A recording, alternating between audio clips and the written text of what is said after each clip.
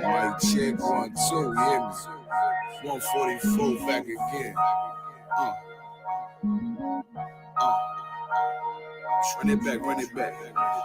Yeah.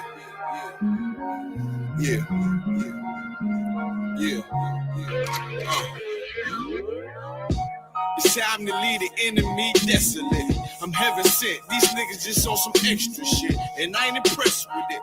Could you kick that bullshit to the left of it? Hey, look, you can't deny this excellence. I use this mic like weaponry, and I've been seeking more clarity. Right now, I'm ready as I'll ever be, rugged as I ever been. The devil knocking at my door, I'ma let him in. Cause I'm a worthy adversary. Pour them liqueur, laced with rosemary. It's time to grind, ain't no time to tarry. Take one of mine, get your soul carried. I got them worry, plus these niggas full of estrogen. They fickle, they false. Got a big ball, so end up in the real issue. Fuck with my brethren, I deal with you. Yeah. Look, it's getting real official. Seeing how the bitches can cross you, and how they still twist you. It'll hit you, then peel a tissue. Them others weak, my brother's been sent to the deep. So tell me, how can I turn the other cheek while this wicked world trying to smother me? Something gotta shake, I'm gonna cry it out. Time to gird up my loins and ride out. In my soul, I feel devastation. In my eyes, I see desolation. On my door, death is waiting. But I don't want to see no more desolation. I said I don't want to see no more. Hey, in my soul, I feel devastation. In my eyes, I see desolation. At my door, death is waiting. But I don't want to see no more desolation. But I don't want to see no more. Beat the cops, beat the ops, beat the motherfucking eyes. I'm the one. Why you think that I've been rolling with a Kai? Your little arms is too short to hotbox with God. French is long, team strong with them, a gun, die would die. Tired of these fake snakes, crooked Nate to oppress Jake. No pressure makes diamonds I won't break on this crooked landscape. We gon' make some shake, so I ain't got time to argue with you fucking reprobates. While these crackers getting richer when we raise the crime rate, and they hunt my people like gorillas and some primates. So we in these streets trying to raise a brother's mind state in every concrete jungle, from Cali to the tri-state. I buried brothers over beef that they couldn't squash. Blood in the streets, brains out like galosh. I trust the cracker when I mix that squash. You listening to real niggas, dog, who can't be bought. Whoa. Why you think I go so hard? Cause this world's fucked up, nigga, I've been scarred. PTSD, brothers can't drop their guard. Every day some bullshit, you gotta weave and bob. It's no facade, so every day I'm on my job. It's time to send these devils to the land of Nod. Cause when I lost my religion, that's when I found God. So when I lost my religion, nigga, I found God. In my soul, I feel devastation. In my eyes, I see desolation. On my door, death is waiting. But I don't want to see no more desolation. I said I don't want to see no more. Hey, in my soul, I feel devastation. In my eyes, I see desolation. On my door, death is waiting. But I don't want to see no more desolation. And I don't want to see no more.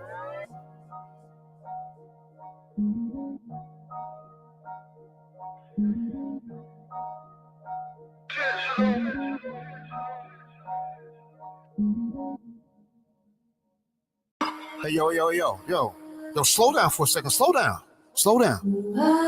Hey, yo, Shaw, Brazil, hop up real quick. We're gonna get these niggas real quick.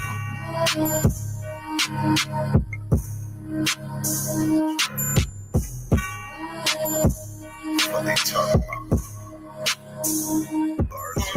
Just about a month ago, I was in a weird place, talking like they bout it. Come around, niggas scared straight. I've been locked in, no distractions for a year straight. This shit heavy duty, keep it cool and pump your air brakes. One West, I don't hear the rhetoric. One West versus these cats, we ain't sweating shit. Pop it on the internet, you see them, they ain't saying shit. Nigga, who's you playing with? Stepping out the murder van, nothing they seen before. One hand wash the other hand, battle scars I needed through. Living by the law, dog can keep it cool. I've been organizing, strategizing, they ain't peeping though. This is not a drill, this is not a rental. What I look like, earn my stripes, man, I'm too official. They gon' say they knew me, but they don't know the new me. I'm glorious, notorious, Vicky with the cool. I wrote this on the loose sleep, kicking shit like Bruce Lee. Never slipping blade under my pillow like it's loose teeth. This is how a soldier look, doing what I'm supposed to do. If you rockin', then I'm rockin', nigga. That's how soldiers move. Right. Soldier move, nigga. Soldier moves, nigga. Shaw. Okay. Man, I hate when the pussy niggas speak to me, cause only one I talk to is beneath the sheets. I'm rude in speech, cavity in my fist might lose your teeth. Who is you to me? Now you can't even damn chew or eat, just fucking drink. But I take that way if you don't even think I'm off the leash. I'm humble but will still unleash. Talk big but shrink when you're around a damn righteous priest. I'm so unique and all my women thick, petite. I'm gone. I be on my level. Haters want my shine. Nigga, I ain't shit. I think they know I'm lying. But really, I ain't shit. I ain't enough crackers. I need a whole buffet, cause I ain't going backwards. Let me tell you something about it. It's such a fool's game to think that you have to seek power. You have to seek the Most High, and you'll have all the power. I got more power, brother, than you could imagine, and I've sought none of it. Like I got power. All my soldiers. I haven't sought none of it. I just want to work hard in this truth. I want to be the best soldier I could be. All my soldiers take over. All my soldiers take over.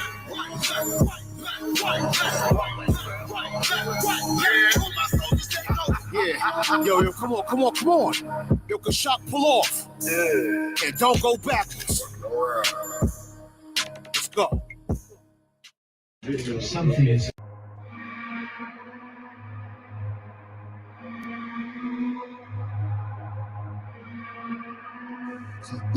Bust their head.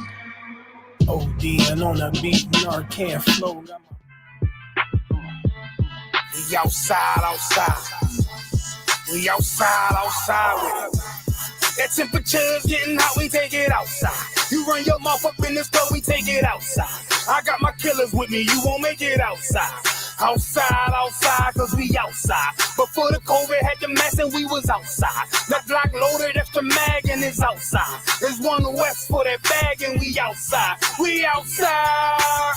I got the world in the palm of my hand. One West sleeve stretched, do it live on the gram. Had a whole world viewing. Click and subscribe. Had them niggas off the block. Tell them shooters they want a job. I just put them on the payroll. When I get control them, I just mold them like they Play-Doh. Soldiers giving Halo, trying to get up at them pesos. 40 cows send you out of space, Jeff Bezos. And Jeff Bezos, leave you all boxed up. All cause my delivery. I be on that prime shit. Take you time to get with me. Got me like Vladimir. Treat you like the Ukraine. Raise your little city, now you boating like Usain. Scope costs more than the rifle. I got new aim, fresh kick, spit with the blick. Not my shoe game. Used to have a dirty 30 tied to a shoestring. Now I got the Ruger 5 and 7. That's my boot thing. That temperature's getting hot. We take it outside. You run your mouth up in the store. We take it outside. I got my killers with me. You won't make it outside. Outside, cause we outside. Before the COVID had the mess and we was outside. The Glock loaded, extra mag and it's outside. There's one west for that bag and we outside. We outside. That temperature's getting hot, we take it outside. You run your mouth up in the store, we take it outside. I got my killers with me, you won't make it outside. Outside, cause we outside. Before the COVID had the mess and we was outside. The Glock loaded, extra mag and it's outside. There's one west for that bag and we outside. We outside. I don't talk hardly. Be there when you call me. Send them Philly clippers at your head like a baldy. Chopper get to run down your block like a Harley. No, this ain't a big hog. This the big dog. In your city, swinging through the jungle like it's pitfall. In the water wading, marching to my cadence. Big burst of thunder in my hands like I'm reading. Shitty little combat sounds, but I ain't playing. Look them in the eye before the war like a weigh-in. I'm up in the AM, politicking movements with that Draco from the vid because it's proven. Waiting on my brother how to bid, he ain't do shit. That's how life go. Win some, you lose. Seen a little nigga beat a big nigga out his shoes. Seen that nigga come back, pull up with a gun strap, rob everybody outside, told him run that. We outside. That temperature's getting hot, we take it outside. You run your mouth up in the store, we take it outside. I got my killers with me, you won't make it outside. Outside, yeah, we outside. Before the COVID had the mask and we was outside. My Glock loaded extra mag and it's outside. outside. It's one west for that bag and we outside. Outside, yeah, we outside. That temperature, yeah, how we take it outside. You run your mouth up in this coat, we take it outside. I got my killers with me, you won't make it outside. We outside, and we outside. Outside, yeah, we outside. We outside, yeah, we outside. There's one west on them corners and we outside. We outside with it. Those are messed up, no. Bad news is to beat your home, nigga. Yeah. Go on, get on his ass real quick one time. 144, bitch. They said you get on, you gon' represent. I said, of course. Soon as they crank that beat, I ride that bitch just like a horse. She about to go dumb, yeah, bitch, me whole guard. You ain't know they call me Obi-Wan. I go with the force. You gon' ride, yeah, of course. Get it lit up like a torch. You either low or this Lord, so that bitch is either or. Yeah, I know them niggas ain't cut like that. I swear I'm too hardcore. Wait up, let me make a call right quick. I'ma start another war. I was hurting when she left, but I don't care about anymore. I need a Vaseline like my Nina Puffer bar. Took a sock, watch the dark. Matter of fact, like a dart. Any problem, let them come. We gon' snatch they soul like Shane Shaw. Put them out of service, keep them tools like Miss Harvey. Try to hope me, it's way too late. I'm headed straight to the safe. Throw that one up like a trophy. I'm that nigga, ain't no debate. Told them boys we taking notes. Call them up like set the date. This shit a piece of cake. Yeah, my bitches came from Whole Foods. Told them put on that top 3. Then bring me my house shoes. Don't make excuses, make moves. These niggas ungrateful, gotta show them UPK rules. I'm making hits like I can't lose. They said you get on, you gon' represent. I said, of course. Soon as they crank that beat, I ride that bitch just like a horse. She about to go dumb, yeah, bitch, me whole guard. You ain't know they call me Obi-Wan. I come with the fart. You gon' ride, yeah, of course. Get it lit up like a torch. You either low or this Lord, so that bitch is either or. Yeah, I know them niggas ain't cut like that. I swear I'm too hardcore. Yeah, I just got off the call. I'ma start another war. You spit a plate up with my niggas, get your knife and your fart. They ain't locked in with the count and with you speaking to me fart. Yeah, I just took the floor. Ain't no cowards in my campaign. They can't stop the campaign. Tell them bring the champagne. They know I'm a champion. They can see the outcome. Get them niggas bad, got them tied down and out there. You can't do with them steps. Them niggas been down since day one. We run up the bands, bitch, like Dylan. They say you get on, you gon' represent. I said, of course.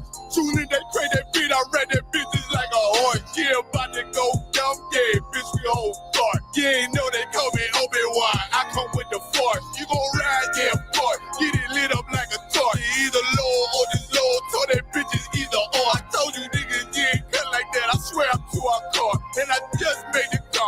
We gon' start another war. Yeah.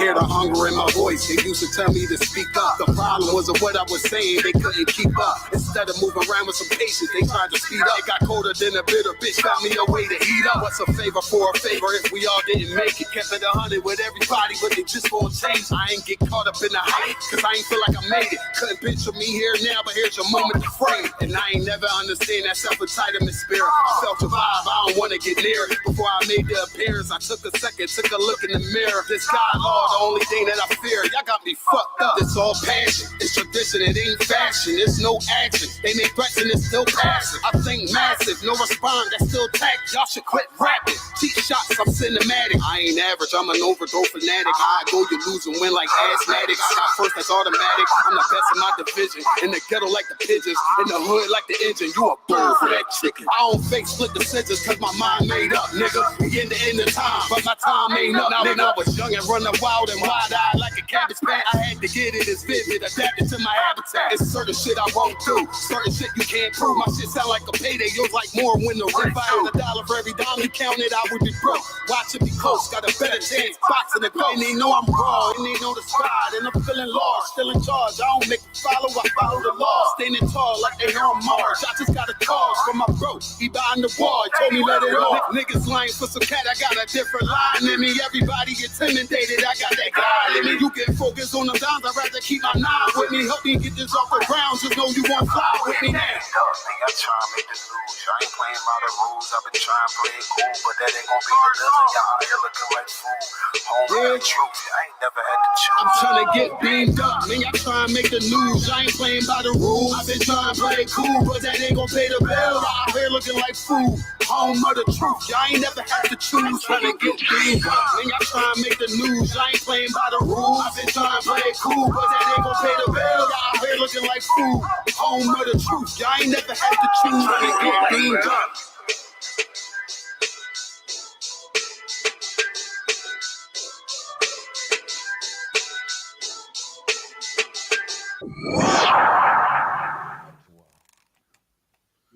Yeah. Let me see. Mic check 1, 2. Y'all hear it on the speaker? Hey, let me get a 1 in the chat if y'all can hear me. Yeah. Talk to me now. What's going down? Throw them 1s in there. We gonna see. Mic check 1, 2, 1, 2. 1's coming in. That means we live and direct. This is Cross the Line Radio. Yeah, I mean, every single Thursday, 10 p.m. Eastern Standard Time, Lord willing.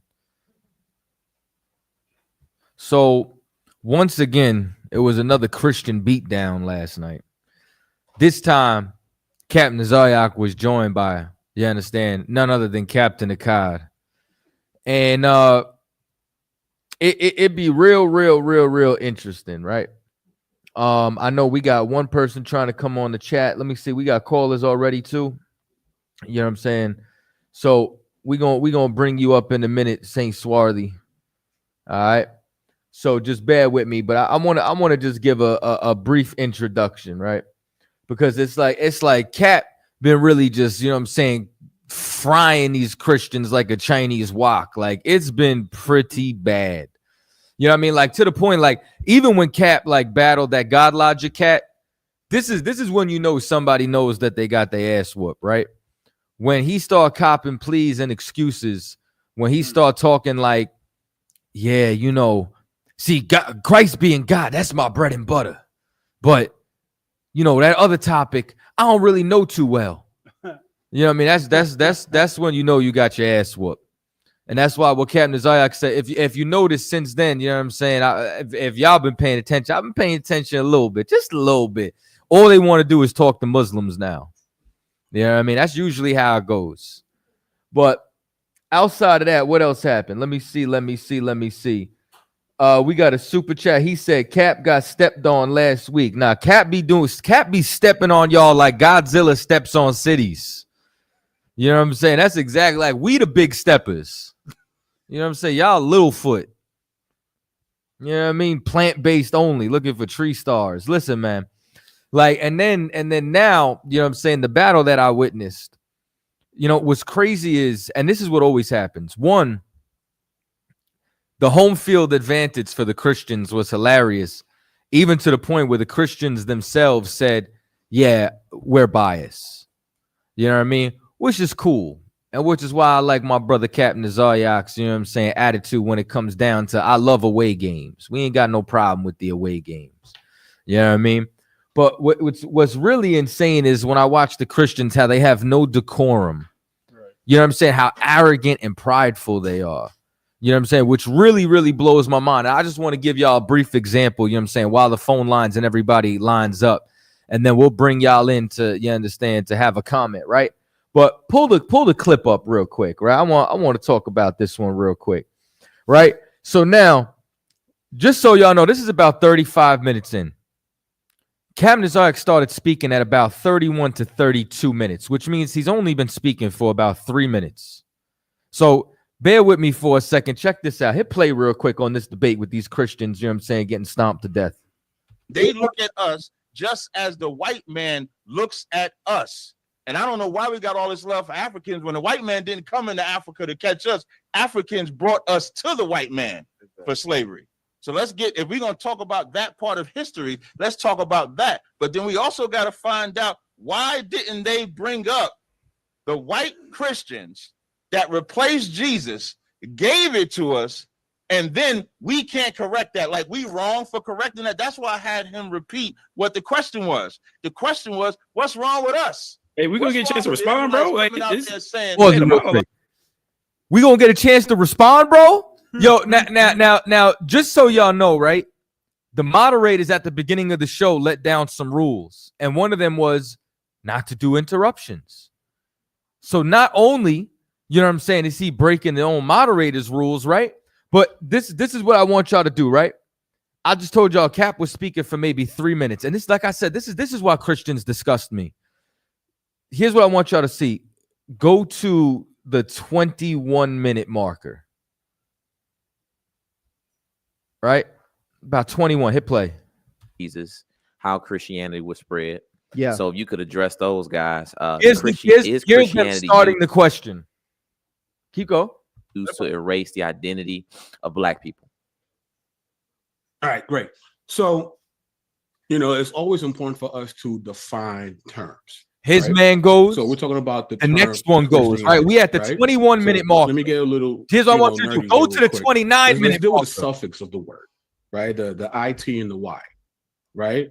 Israel. When you think about it, if you believe the Christians, that, first of all, only Israel can be saved. Do it real quick, right? Or if you take the version of the Christian's been speaking for 8 minutes without interruption. Go to the 30-minute marker.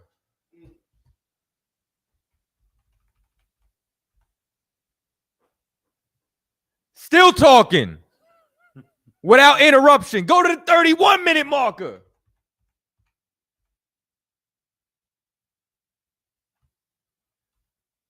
Now, specifically, Cap asked them to repeat the question. You know why he's got to ask them to repeat the question? Because they did not answer the question. So now, mind you, they spent 10 uninterrupted minutes not asking the question. And as soon as shit gets a little hot, you know what happens? Christians got to come out they face. Now bring me back to the 35-minute mark and about 35. So go to 35 if you can. Right there, that's fine. Hit play. This ain't a monologue, my guy. This ain't, go ahead, Adam, go ahead. This ain't a monologue, my guy. After you just went on a diatribe, you want to talk about it being a monologue. Christians disgust me. You have no brotherhood. You have no discipline. You have no decorum. You barely have any masculinity. Y'all disgust me. Play. Listen. Can I answer your question? It's an open forum. So if you got something to say, Adam, part of the battle I love. Can I answer your question? Let this sizzle in your spirit. You spoke for about 10 or 15. We sat on this stage. I did not speak for 10 minutes. Come on, bro. Hey, shut up. If you ask me the question, whoa. Did I not show you the Christian spoke for 10 minutes? I did not speak for 10 minutes. Y'all spoke for 10 minutes. Liar. Keep playing. Whoa, hold on, guys. Hold tight, Captain. Cap. Listen. Y'all can get the good side or you get the bad side of Cap. Wait, Cap. Listen. We gotta keep it respectful. You gotta say him. Listen, he interrupted me. No. Listen, the interruptions will happen. This is a passionate debate, but the shut ups and all the little, we gotta keep that. Hell no. If he interrupt me, if I give somebody respect and they can't respect me, I ain't gotta respect them. No, Cap. He's fired up. He's fired up. Listen, I get. I interrupted. Did you? So you ain't even got to talk now, Adam. So, Captain, are you posing the question? Posing the question to who? To Adam. I ain't posing no. I'm talking. So, which side you on, moderator? Captain, listen, man. This is why you can't give a Christian no power, neither, because Christians will abuse power. Right. You understand? Whose side you as a moderator, right? You supposed to keep time, right? You supposed to not let your biasness affect, you understand, the flow of the debate. You know what I'm saying? You're supposed to make sure people get an equal shot. Christians do not have, this is why Christians should not have the authority to judge. You understand? Because there's no righteousness in them. There's no truth in them. Good? Captain just turned up right now. So look, Captain, look. Y'all on my side or y'all neutral? So check it out. I ain't asking him nothing. I'm trying. Listen, so Captain, close out. Listen, Captain. May I say something? I need you. I want to close out here because right now we're not being productive anymore. Let's close out so we can get over. Wait, hold on, Bakai. How you trying to close out with me when I'm being interrupted when I was talking? These brothers talked at length. Nobody said nothing. It's a bias. It seems Captain, like a bias here. Captain, continue with your statement, and then we'll give BK and Adam opportunity to Wait, so my brother can't talk after me? I mean, y'all changing up the now, whole pause it flow real for quick. the Christians. Now, man? mind you, you understand, my man on the bottom spoke. Man's up top spoke. They speak for over 10 minutes without interruption. Cap can't get 3. And then they want to stop both. Like this is what they want to do when you want. What do y'all want? An echo chamber? Keep playing it. Now watch this. Captain, is that what we doing?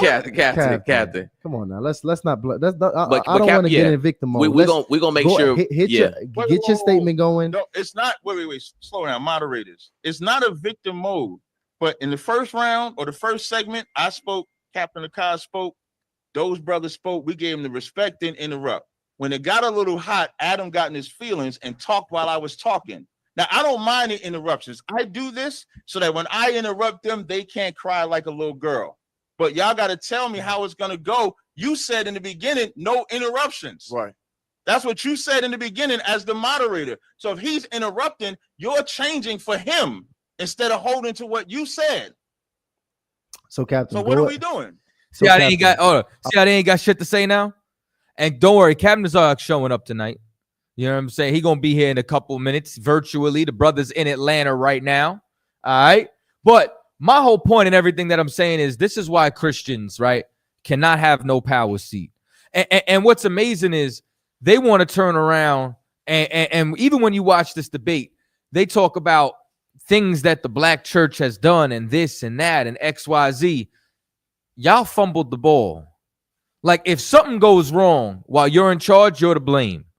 So if you feel as though you understand the vast majority of black folks and Hispanic folks, their religion is Christianity, and you look at the abortion rate, you understand, you look at the black on black and brown on brown violence, you look at, you understand, all of the tumultuous nature of what's going on inside America from hood to hood, from sea to shining sea. It's your fault then. If you're supposed to be leading the people, this is the fruit. You want to turn around. You understand? Drug dealers rock Jesus pieces. White Jesus, by the way, might I say. You understand? Because that's your God to begin with. But let's pause that for a minute. You know what I'm saying? We're going to come back to this. Now, this brother been waiting patiently. Saint Swarthy. That's such a funny name to me. I'm sorry. But what's going on? You got a question or a comment?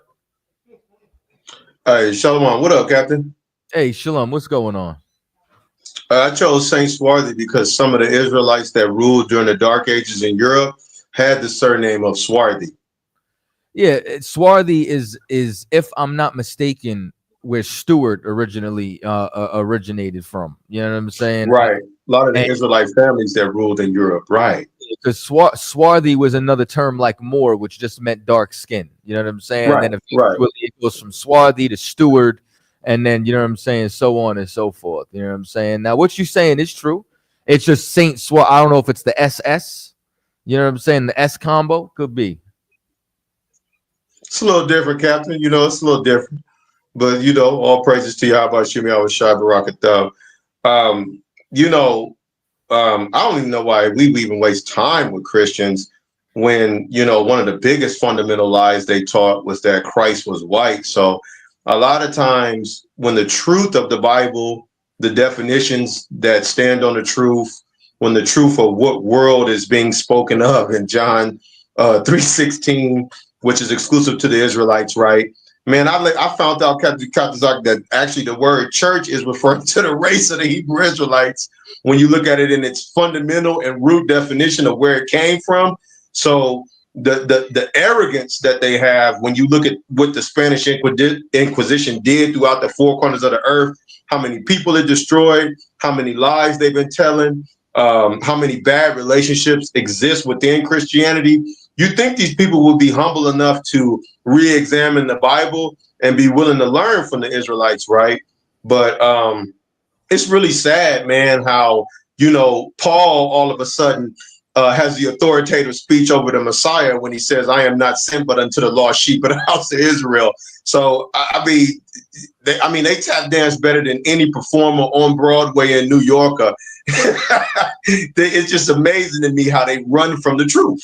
What I would say is, one, Paul comes under the authority of Christ. Christians don't understand Paul like what Peter said. Peter said, you understand, they wrestle with this as they do other scriptures to their destruction. So it's not about Christ having authority over Paul. It's that they do not understand the Bible. They don't understand Christ's teachings. They don't understand Paul's teachings to begin with. So there's nothing that Paul said that contradicts what Christ said. One. Two, I am in agreement as far as what you said towards the middle with their behavior, but that's why we have to entertain Christians, because of how many of our people are under that witchcraft. You know what I'm saying? Because if we don't have those discussions, it's like what Paul said when he said rob these churches. He wasn't talking about monetary gain. He was talking about taking our people out of there. And then in that other instance, you are correct. It's easy to say you're the church when you unalive the original church and hijack it, like, you know what I'm saying, what they did in Constantine's rule. Because prior to that, the church, as what you said, ethnically was any 2 Israelite men or more. You understand? When 2 gather in my name, there I am in the midst thereof. You understand? So 2 Israelite men or more is the church.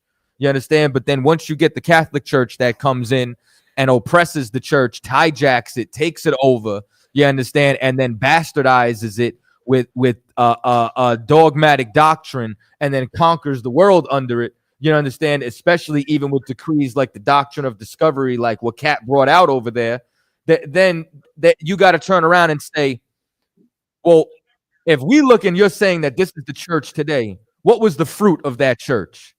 Genocide, you understand, mass conquest, wiping out identities all throughout the earth. And then above everything, blasphemy, such as changing the color of Christ, or let's even take it off complexion, changing the race of Christ from a Jew who is black to a Caucasian who is the Edomites. And what's interesting, CHAATAZA, right? I got this dictionary from it's from 1878, right? And it talks about how church in the Septuagint originally meant calling out of the people of Israel. And then when you look at the definition of Gentile that I have, which a lot of Christians completely bug out over the true definition of Gentile, in that same dictionary, it mentions, before it even talks about another nation, that the word Gentile, the Hebrew word goy, right, can be applicable to the Hebrew Israelites. Not talking about the word Hellene or Hellenista, which we know is referring to a Greek-speaking Jew, right? But it even makes reference to the word goy being applicable to the Hebrew Israelites of the Bible. So, Christians have not studied to show their self-approved. And then when the truth comes out, instead of just accepting the truth, they double down on the lies. Yeah, because what they really follow is different offshoots and different you know what I'm saying, seasons and stages of plantation Christianity. You know what I mean? Like they don't follow like the early Christianity that, like, if you've ever read The Soul of Black Folks by W.E.B. Du Bois, in the 10th chapter, he speaks about a new Christian emerging where there was a tint of revenge inside of his religion. You know what I'm saying? And everything that they learned from the deep fatalism of Christianity was now going out the window as it started to push towards a more revolutionary mind state, because the Bible is the most revolutionary book on the planet. Like, there are quote unquote Christians who have read that Bible and realized you are not to join. Nat Turner, you understand, read the Bible, realized who his enemy is. But these cats are homeborn slaves. Like these cats, it's like they are comfortable in captivity, and they would rather follow the Christianity, which is nothing but servitude to their slave master, than true Christianity, you understand, which is the kingdom of heaven, which is Israelite rulership over earth. That is correct, Captain CHAATAZA. That is correct, brother. And, obviously, I get into discussions and debate like battles with family members who want to hold on to John 3:16 is talking about everybody. And, you know, when the Most High does show you the truth of salvation being for the Israelites, when you look at the fact that the God of Israel is mentioned in over 200 scriptures, like, I am not sent but unto the lost sheep of the house of Israel, you can't go away from what the volume of the book is saying, which it is pointing to the God of Israel, the Messiah of the Israelites, and the Israelites in its value. So if a Christian had to go scripture for scripture with us, they wouldn't be able to win a battle like that, because when they run out of scriptures that they misunderstand, we would still probably have like 400 or 500 precepts to read after that. So, I mean, I think it's quite pathetic that, you know, you have adults that would hold on to lies like this. Like, they can always just put the Bible down and live their life. But it's sad, man. It's like if you taught a 5-year-old the truth of the Bible without the poisoning of Christianity and what it's taught in the world, they would understand that it's about the God of the Bible. It's about the God of Israel, the Messiah of the Israelites, and the Israelites in its volume and totality. Listen, without a doubt, and even with everything that you're saying, it's because they're indoctrinated, and the easiest things are impossible to learn if you already have a predisposed disposition to it, because you're going to be trying to fit a square in the circle because you believe it's supposed to be this way. And the hardest things are very easy to learn if you have no pre-exposure or disposition to it, because you don't believe it's supposed to be done a certain way. So you're able to receive the information. And that's why Christ said, you can't put, you know what I'm saying? What do you call it? A new fabric on an old garment. You know what I'm saying? It don't work like that. You got to start fresh with your garment. It don't work any other way. But these cats have been miseducated and misinformed in that Christian. And you know what bothers me too? Especially when Israelites do it. When they try to take shit out the seminary school and start talking to me about exegesis and eisegesis, I really want to tell them, shut the fuck up. Excuse my language. You know what I'm saying? Because it's like, they want to sound smart and more relatable to the Christians and talk about seminary school is garbage. Y'all think you did something going to seminary school. You did nothing. You understand? You were trained in the oppressor's doctrine. You know what I'm saying? You went and learned Eastern culture through Western eyes and think you know something. It's disgusting, man. It's so true, Cap. This is so true, Cap. You know, but I do believe in predestination, and I do believe that the Most High reveals the truth to the Hebrews of the Bible that he chooses to. So we have to understand that predestination means that some of us, no matter how many facts or truths we show, are fundamental things that are the same in the Bible. Some of us are just not predestined to get it.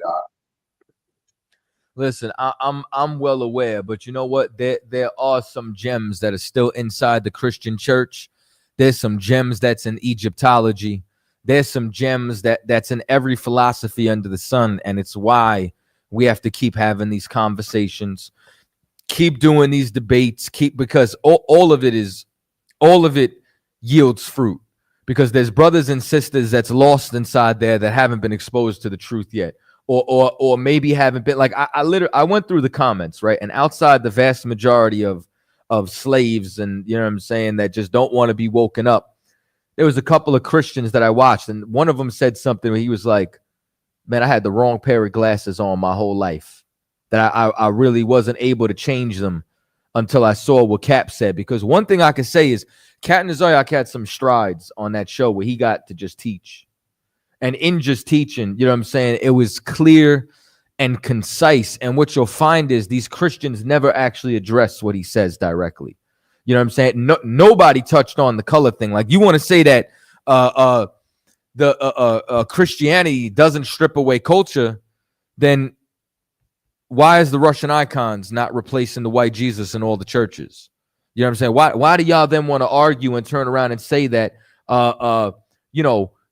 race or color doesn't matter? Which was one of my favorite parts of that, was when Cap turned around and said along the lines of what did he say?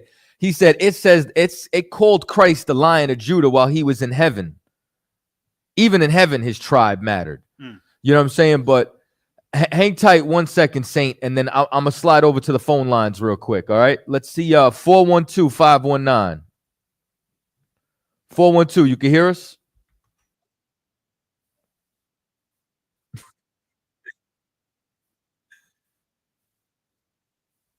No sweat. Why he say brother like Hulk Hogan? Brother. what's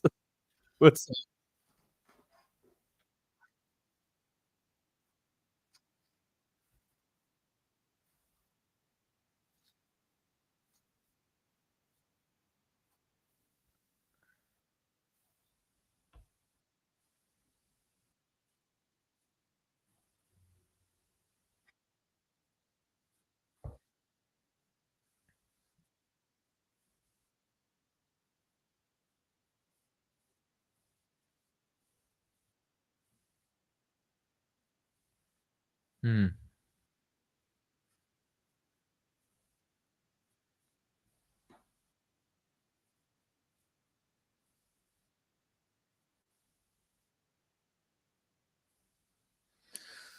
Okay, they don't.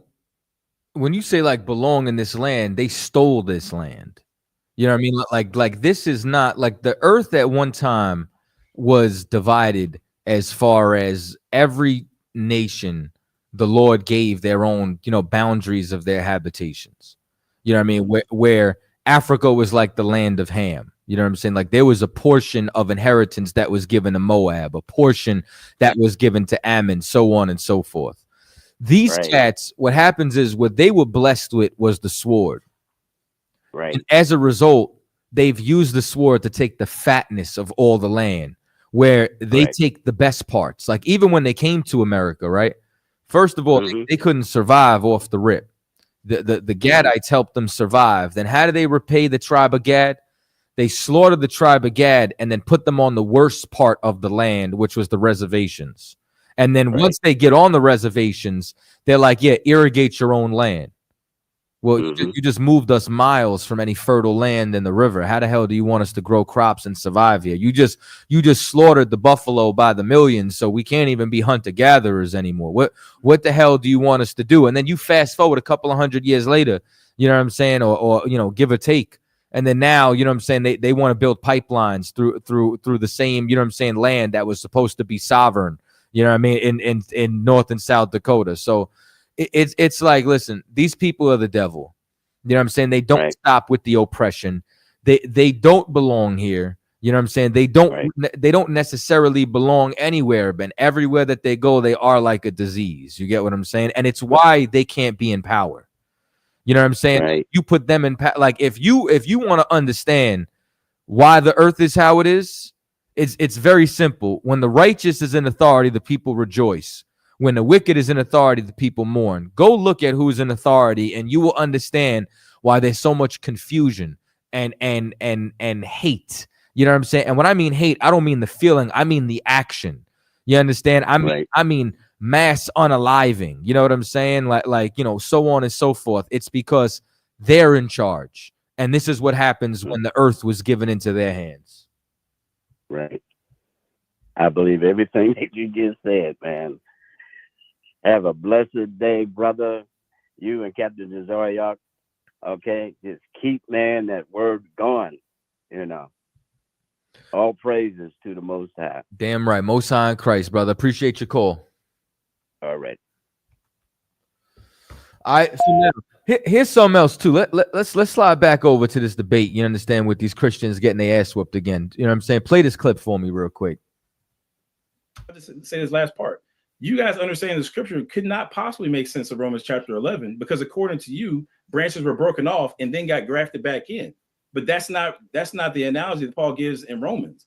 Branches were broken off and then a branch from a whole other tree was brought in along with the natural branches.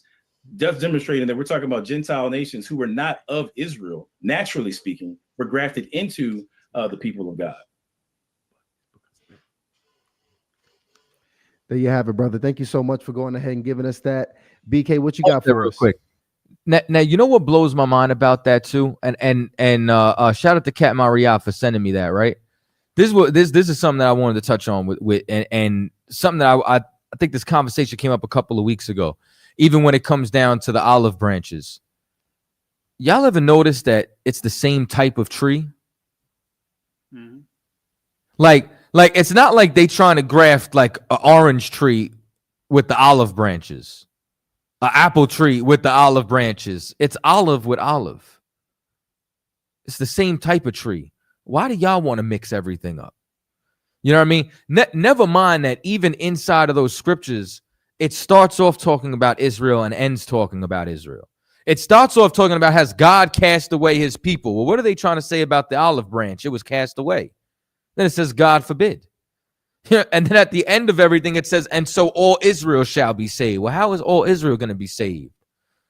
Because what was broken off returns. This is the problem with Christianity, right? Hit play again. Yeah, so he mentioned Romans 4. Well, I mean, let's just start from the top of the chapter then, because context is always king. So Romans 9, verse 1. I speak the truth in Christ. I am not lying. My conscience confirms it through the Holy Spirit. I have great sorrow and unceasing anguish in my heart. For I could wish that I myself were cursed and cut off from Christ for the sake of my people, those of my own race, the people Israel. Right? Just so anyone's, confused, he's talking about Israelites, right? Theirs, the Israelites, is the adoption to sonship. Theirs, the divine glory, the covenants, the receiving of the law, the temple worship, and the promises. Theirs are the patriarchs. And from them is traced the human ancestry of the Messiah, who is God over all, forever praised. Amen. Pause that real quick. It is not as... I believe he's reading the ESV, right? But irregardless, this is what blows my mind about whenever a Christian runs to Romans 9. There's nothing in Romans 9 that gives an inkling to it being for any other nation.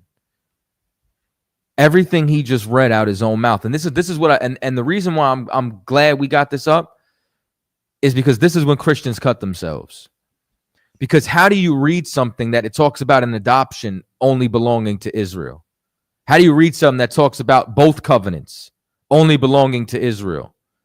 You understand? The service, as he says, of the temple. You know what I mean? Whatever he wanted to say, all of that pertains to Israel. How could you give that to somebody else? You know what I'm saying? It don't make any sense anywhere. Like nothing that Christians say is actually contained inside the Bible. Anywhere. Like, what's the point of going to Romans 9 and then reading, look at all the wonderful things for Israel, and this is why the Gentiles get it? Where does it say that? Everything pertained to the nation of Israel. Drop down to that other minute marker. Somebody just said the version he reading is nasty work. It sure as hell is. In America today, you ain't even got to listen to the Israelites. Just look at this election that just happened. You had Donald Trump versus Kamala Harris. And you know what they used to placate who you should vote for? Racism. Nobody called them a goddamn cult. Nobody called Kamala Harris that was misappropriating her so-called blackness. Nobody called her racist. But you know what they did say? If you don't vote for Kamala Harris, what did they say? You ain't black. Joe Biden said, if you don't, Joe Biden, a goddamn white man, said, if you don't vote for me, you ain't black. And black people still voting for that nigga. I don't understand it. But when and you know what they're Christian. I can't be a part of that. I can't be a part. And you know what's so heavy? Nobody called the Jewish man racist for being Jewish, and being Jewish meaning I can only support Jewish people first. Nobody called the China man that creates a Chinatown. In every community that they have a Chinatown. And in that Chinatown, they don't let black people up in that Chinatown. They don't let black people all up in their store. They don't even eat goddamn Chinese food that they sell us. The what? They eat a totally separate food. Nobody called them racist. In Jersey City, where I'm from, they got a whole East Indian section of East Indian. And they can be East Indian. And they don't let no other race in there. You know what the black Christians do?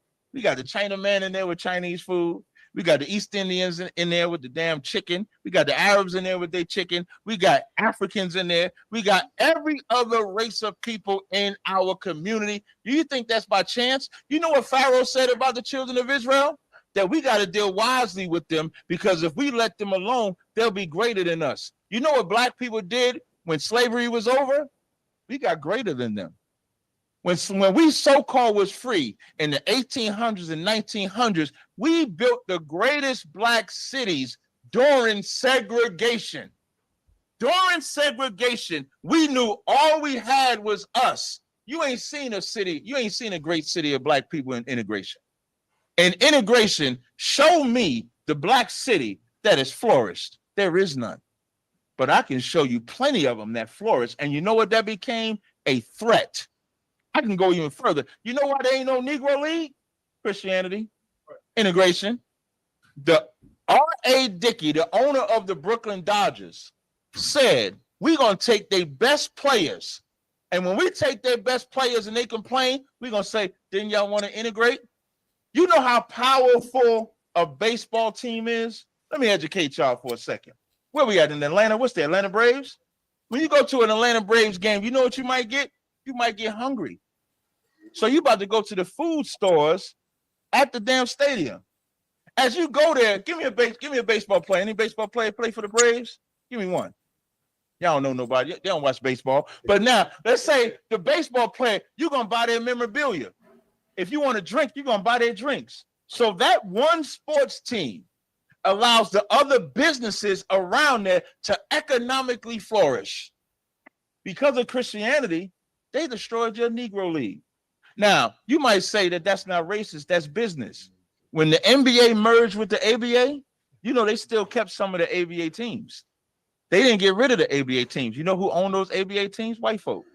But the Negro League, they made sure they got rid of that. So when you ask me, can you be a black Christian and be a black people? Can we be black people? It's like asking, can you be homosexual and be pro-black? You cannot.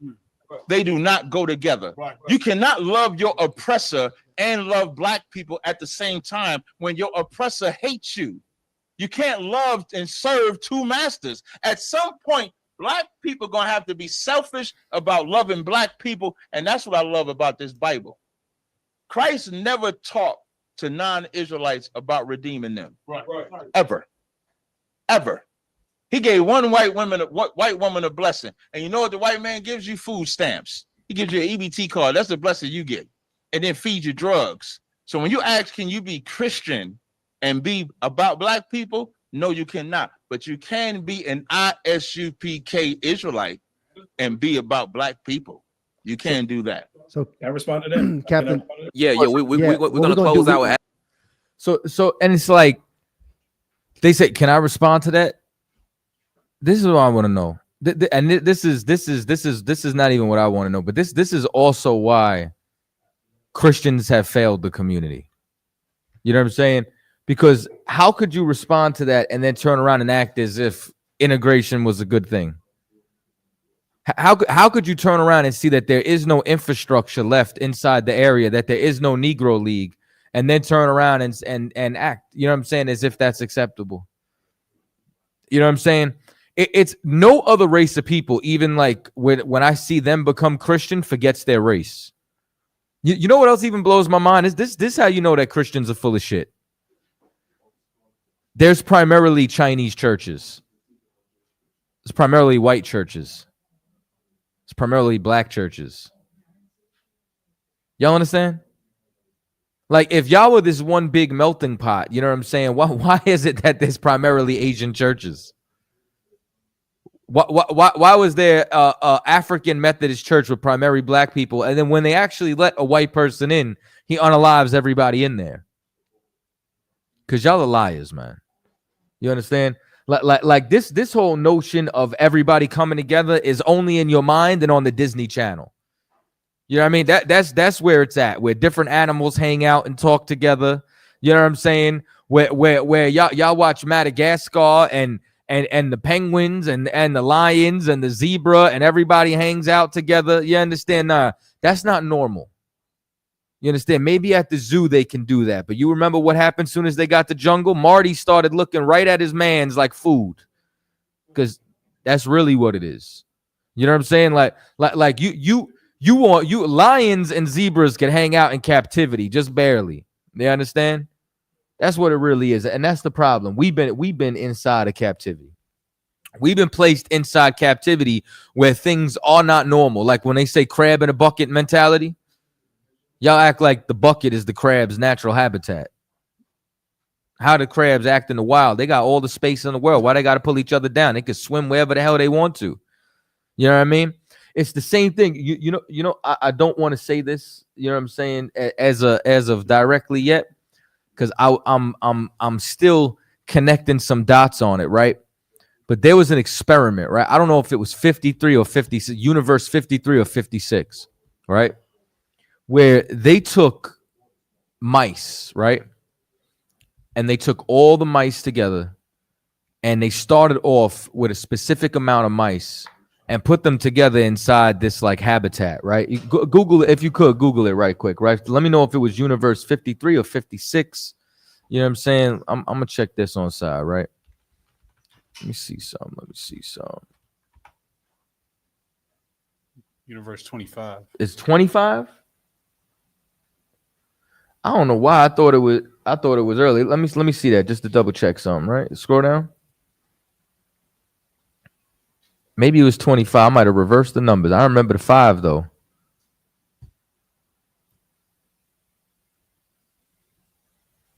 You know what? Put it up on the screen so that they can see it. Pull it up on the screen and read that for me.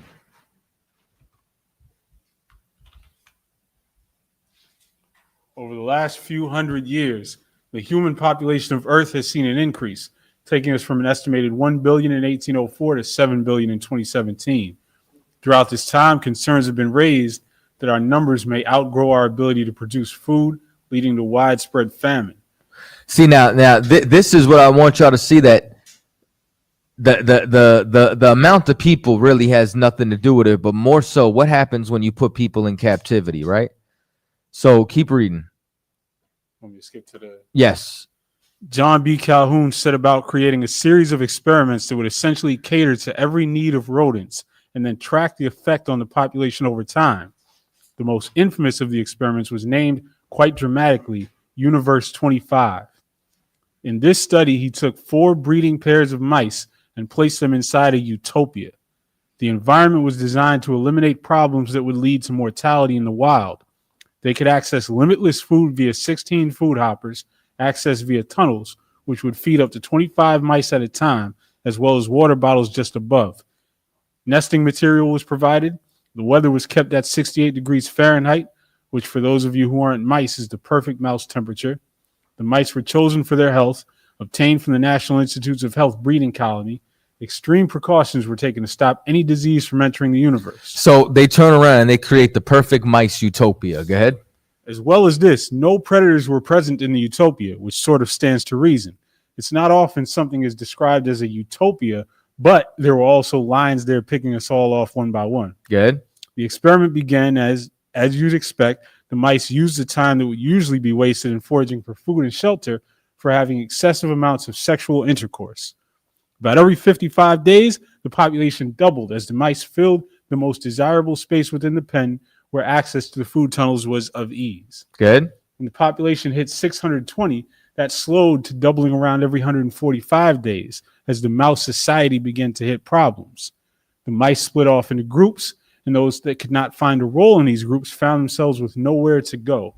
You understand? So now what you're going to start to see is that the overpopulation starts to eliminate resources. You know what I'm saying? And now they're all crammed on top of each other inside of an area with limited resources. Sound familiar? Read on. In the normal course of events in a natural ecological setting, somewhat more young survive to maturity than are necessary to replace their dying or senescent established associates, Calhoun wrote in 1972. The excess that find no social niches emigrate. Here, the excess could not emigrate, for there was nowhere else to go. The mice that found themselves with no social role to fill, there are only so many head mouse roles, and the utopia was in no need of a Ratatouille-esque chef, became isolated. Good. Males who failed withdrew physically and psychologically. They what? They withdrew physically and psychologically. Meaning that when there was no purpose for the males inside society, when they couldn't find a role, you understand? When they couldn't find a position, they withdrew physically, you understand, and psychologically. from their society, adding to it. Go ahead. They became very inactive and aggregated in large pools near the center of the floor of the universe. From this point on, they no longer initiated interaction with their established associates, nor did their behavior elicit attack by territorial males, read the paper. Even so, they became characterized by many wounds and much scar tissue as a result of attacks by other withdrawn males. You understand? Now they start to turn on each other. Go ahead. The withdrawn males would not respond during attacks, lying there immobile. Later on, they would attack others in the same pattern. The female counterparts of these isolated males withdrew as well. Some mice spent their days preening themselves, shunning mating, and never engaging in fighting. Due to this, they had excellent fur coats and were dubbed, somewhat disconcertingly, the beautiful ones. You understand? Meaning they started to become gay. You understand? These were called the beautiful mice. They shied away from regular roles in society and became soft. You understand? And all they cared about was self-maintenance. Good. The breakdown of usual mouse behavior wasn't just limited to the outsiders. The alpha male mice became extremely aggressive, attacking others with no motivation or gain for themselves, and regularly raped both males and females. Violent encounters sometimes ended in mouse-on-mouse cannibalism. Despite, or perhaps because, their every need was being catered for, mothers would abandon their young or merely just forget about them entirely. So what you start to see in this society breakdown, right, where you create an impoverished position, the mothers stop becoming mothers. You get two sets of men. One man, you understand, who doesn't care about anything but himself inside society, you understand, and pruning himself. And another one that becomes overly aggressive and harms the other men and women. Sound familiar? Read. The mother mice also became aggressive towards trespassers to their nests, with males that would normally fill this role banished to other parts of the utopia. So now, the men and women stop mating with each other. The women become independent. You understand? And then start fending off the men. Read on. This aggression spilled over, and the mothers would regularly kill their young. They would what? Regularly kill their young. They would what? Regularly kill their young. Good. Infant mortality in some territories of the utopia reached 90%. You understand? These babies these rats start having abortions. You understand? Start going through postpartum depression. You understand? Like a sister who throws their baby outside. You understand? The fourth floor of the Bronx apartment because she gets tired of hearing a baby cry. Good. This was all during the first phase of the downfall of the utopia. In the phase Calhoun termed the second death, whatever young mice survived the attacks from their mothers and others would grow up around these unusual mouse behaviors. As a result, they never learned usual mice behaviors, and many showed little or no interest in mating, preferring to eat and preen themselves alone. You understand? Meaning they disrupted the entire culture of the mice. That they start learning erratic behavior instead of the regular behavior, which now sends the entire civilization in a spiral. You could look at the breakdown of Universe 25 and you could compare it directly to America. You can compare it directly to the ghettos. Like you know what people don't know and what Christians don't know because they're too busy with their head up the white man's ass is that they don't comprehend that the ghetto and poverty, you understand, is designed just like Universe 25. You understand? Meaning it's not something that couldn't be prevented. It's something that was organized and constructed into this. You know what I'm saying? And like what you're looking at is an impoverished condition. And you could literally see it inside every single nation. The difference is every other nation isn't oppressed in the same capacity that our people were oppressed. And what I mean is look at you understand the Italians when they came over here. When they were impoverished, what's the first thing that they did? Organized crime. You understand? Poverty leads to crime and they organize themselves. You know who else does the same thing that they don't talk about? Chinese did the same thing. You think they don't have gangs? You think they don't have triads? You get what I'm saying? Like you think there's no Chinese or Japanese gang? You think there's no Yakuza? Poverty breeds crime and breeds your own people turning on each other. Keep reading. The population peaked at 2,200, short of the actual 3,000 mouse capacity of the universe. And from there came the decline. Many of the mice weren't interested in breeding and retired to the upper decks of the enclosure, while the others formed into violent gangs below, which would regularly attack and cannibalize other groups, as well as their own.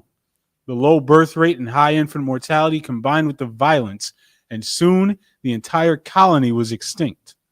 During the mouse apocalypse, food remained ample and their every need completely met.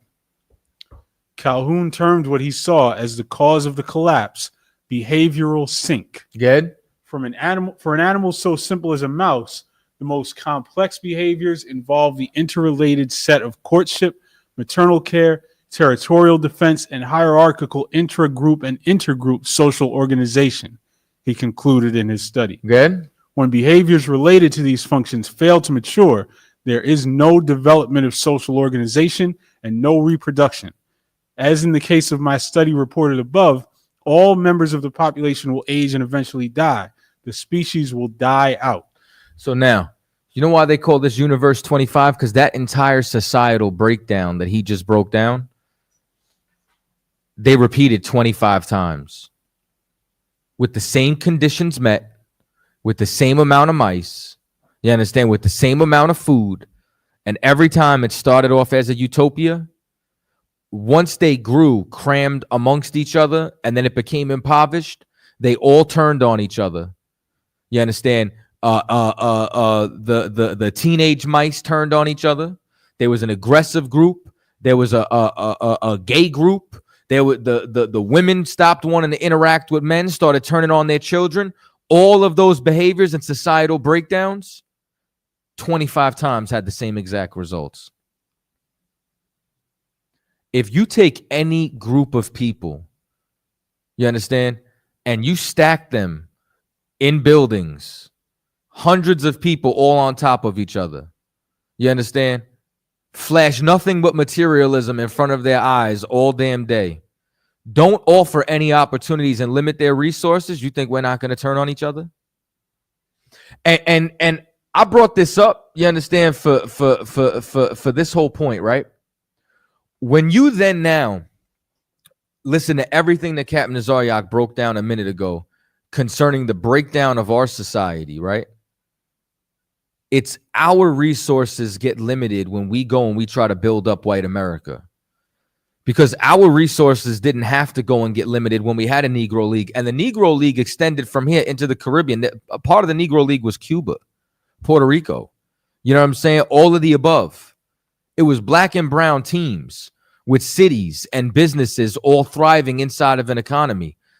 In order for us to be able to survive, we need infrastructure. We need enough infrastructure to be able to spread out. We need enough infrastructure, you understand, to be able to gather resources. Because when we don't, our society breaks down. And do you know what the difference was between then and now? There was no integration. You understand? Black and brown had to be amongst each other. North American Indians couldn't go into a white town. They called it off the reservation. Couldn't even leave the reservation. That's why Hitler took the concentration camps, modeled them off of the reservations.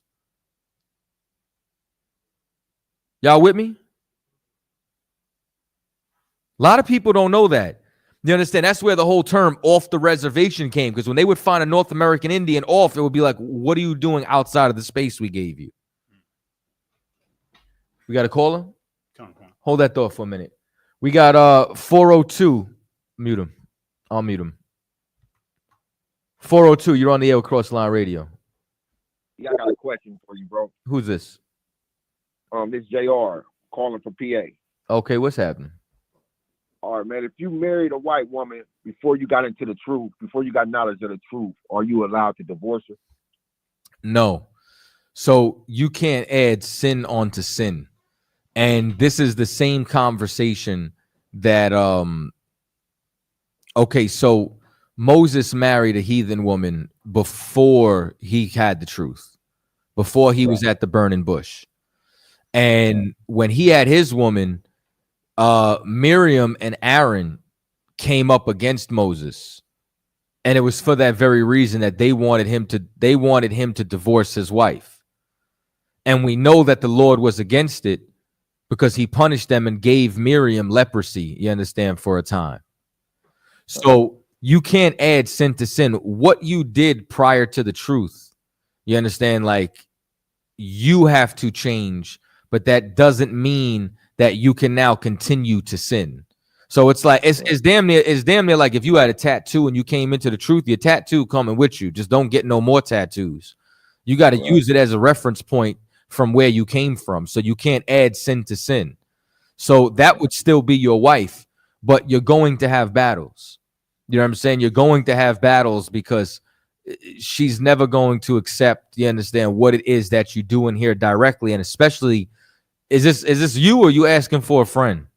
And it's me. If you asking for a friend, it's still you. But you have kids with her? No kids, no. Okay, well, you know what I'm saying. Let me tell you something. You got way less of a battle.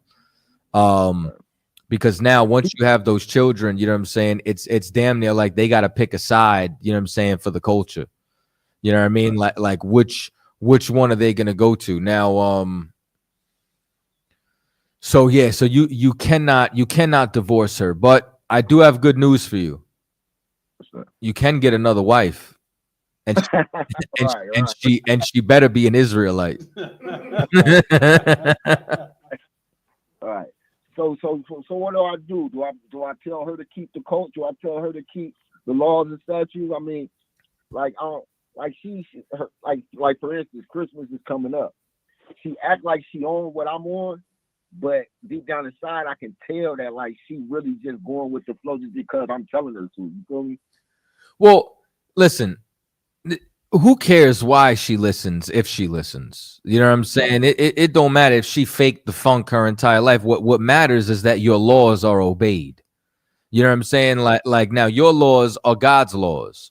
But I say your laws because you're supposed to be the authority inside your household. You know what I mean? And yeah, she should keep the laws. You understand? It's no different than hey man, you read the book of Esther. You know what I'm saying? We ruled over the Edomites.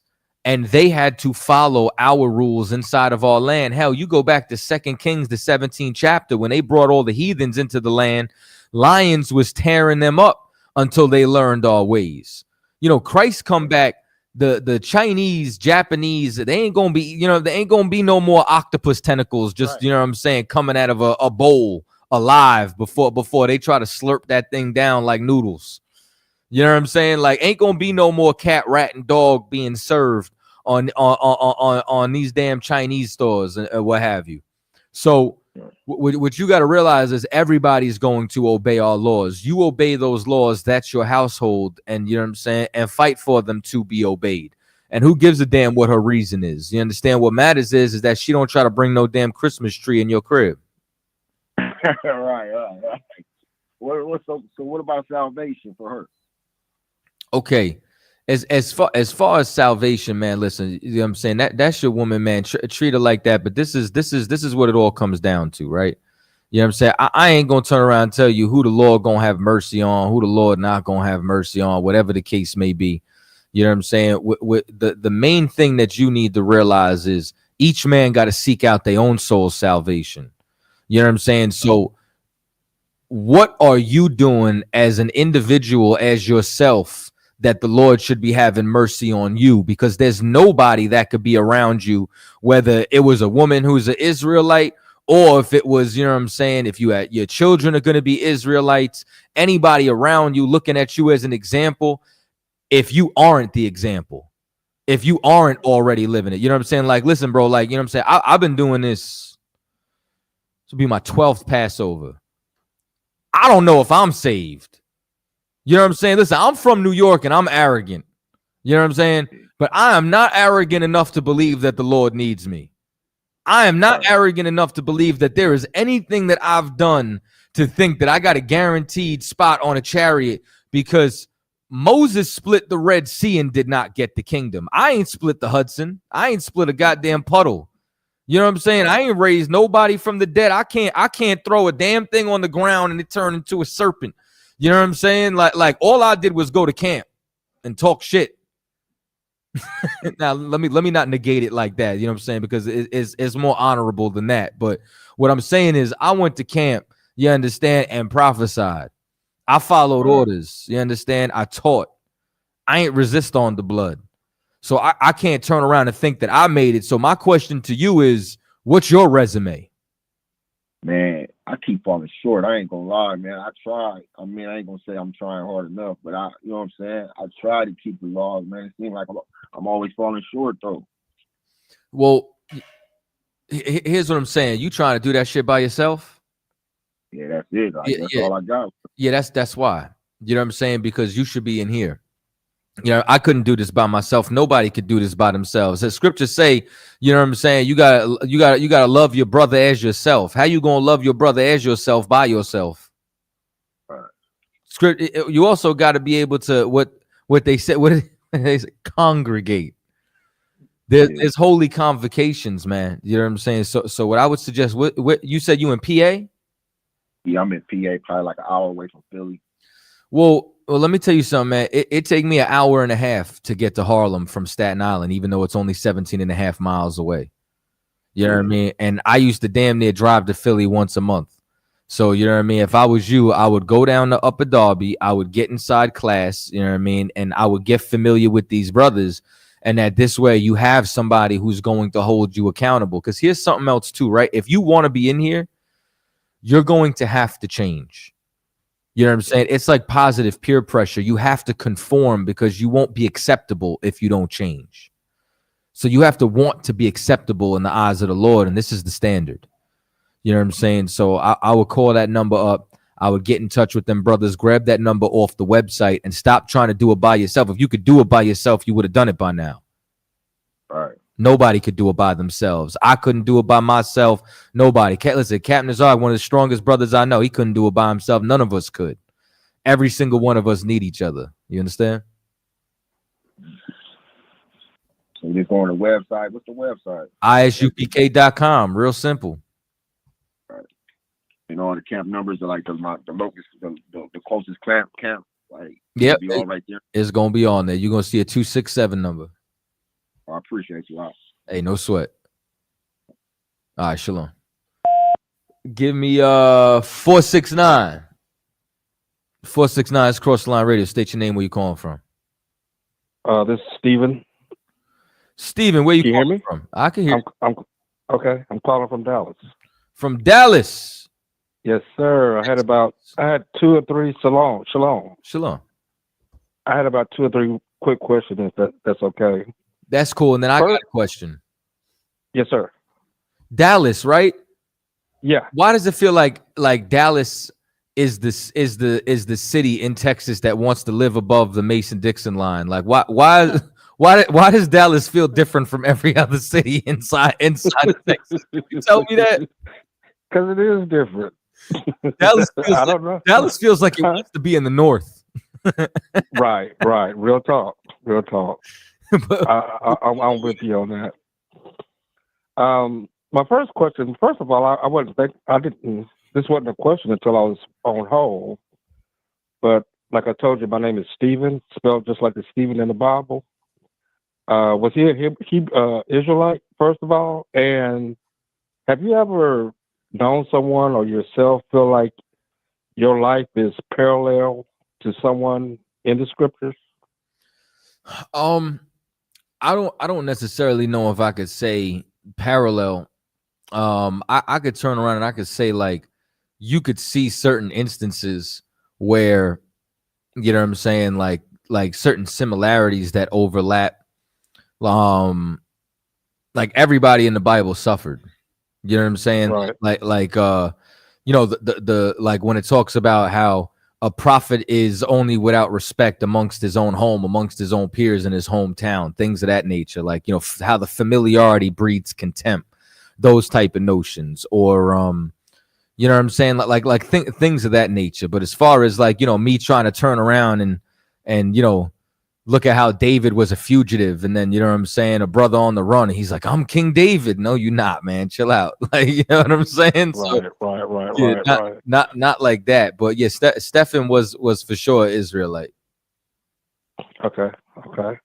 My other question was, are there any particular scriptures about drinking alcohol and whether it's acceptable, or I mean, what's the drinking alcohol is for sure acceptable. Christ's first miracle was turning water into wine. But being an alcoholic is not acceptable. Being a drunkard, substance abuse, you know what I'm saying? Like if you just, you know, waking up at 10 a.m. and just, you know what I'm saying, killing a 12-pack, you got a problem. You know what I mean? Things of that. Yeah, I haven't drunk in 25 years. My grandfather and my father were kind of mean alcoholics. Mm-hmm. So it kind of deterred me from wanting to use alcohol. But I just kind of wanted to know if there was any specific scriptures about, you know, being an alcoholic or drinking. So the specific scripture, as far as not being a drunkard, let me see something real quick. Drunkard Bible. I can't remember it offhand, so I'm gonna Google it. Let's see.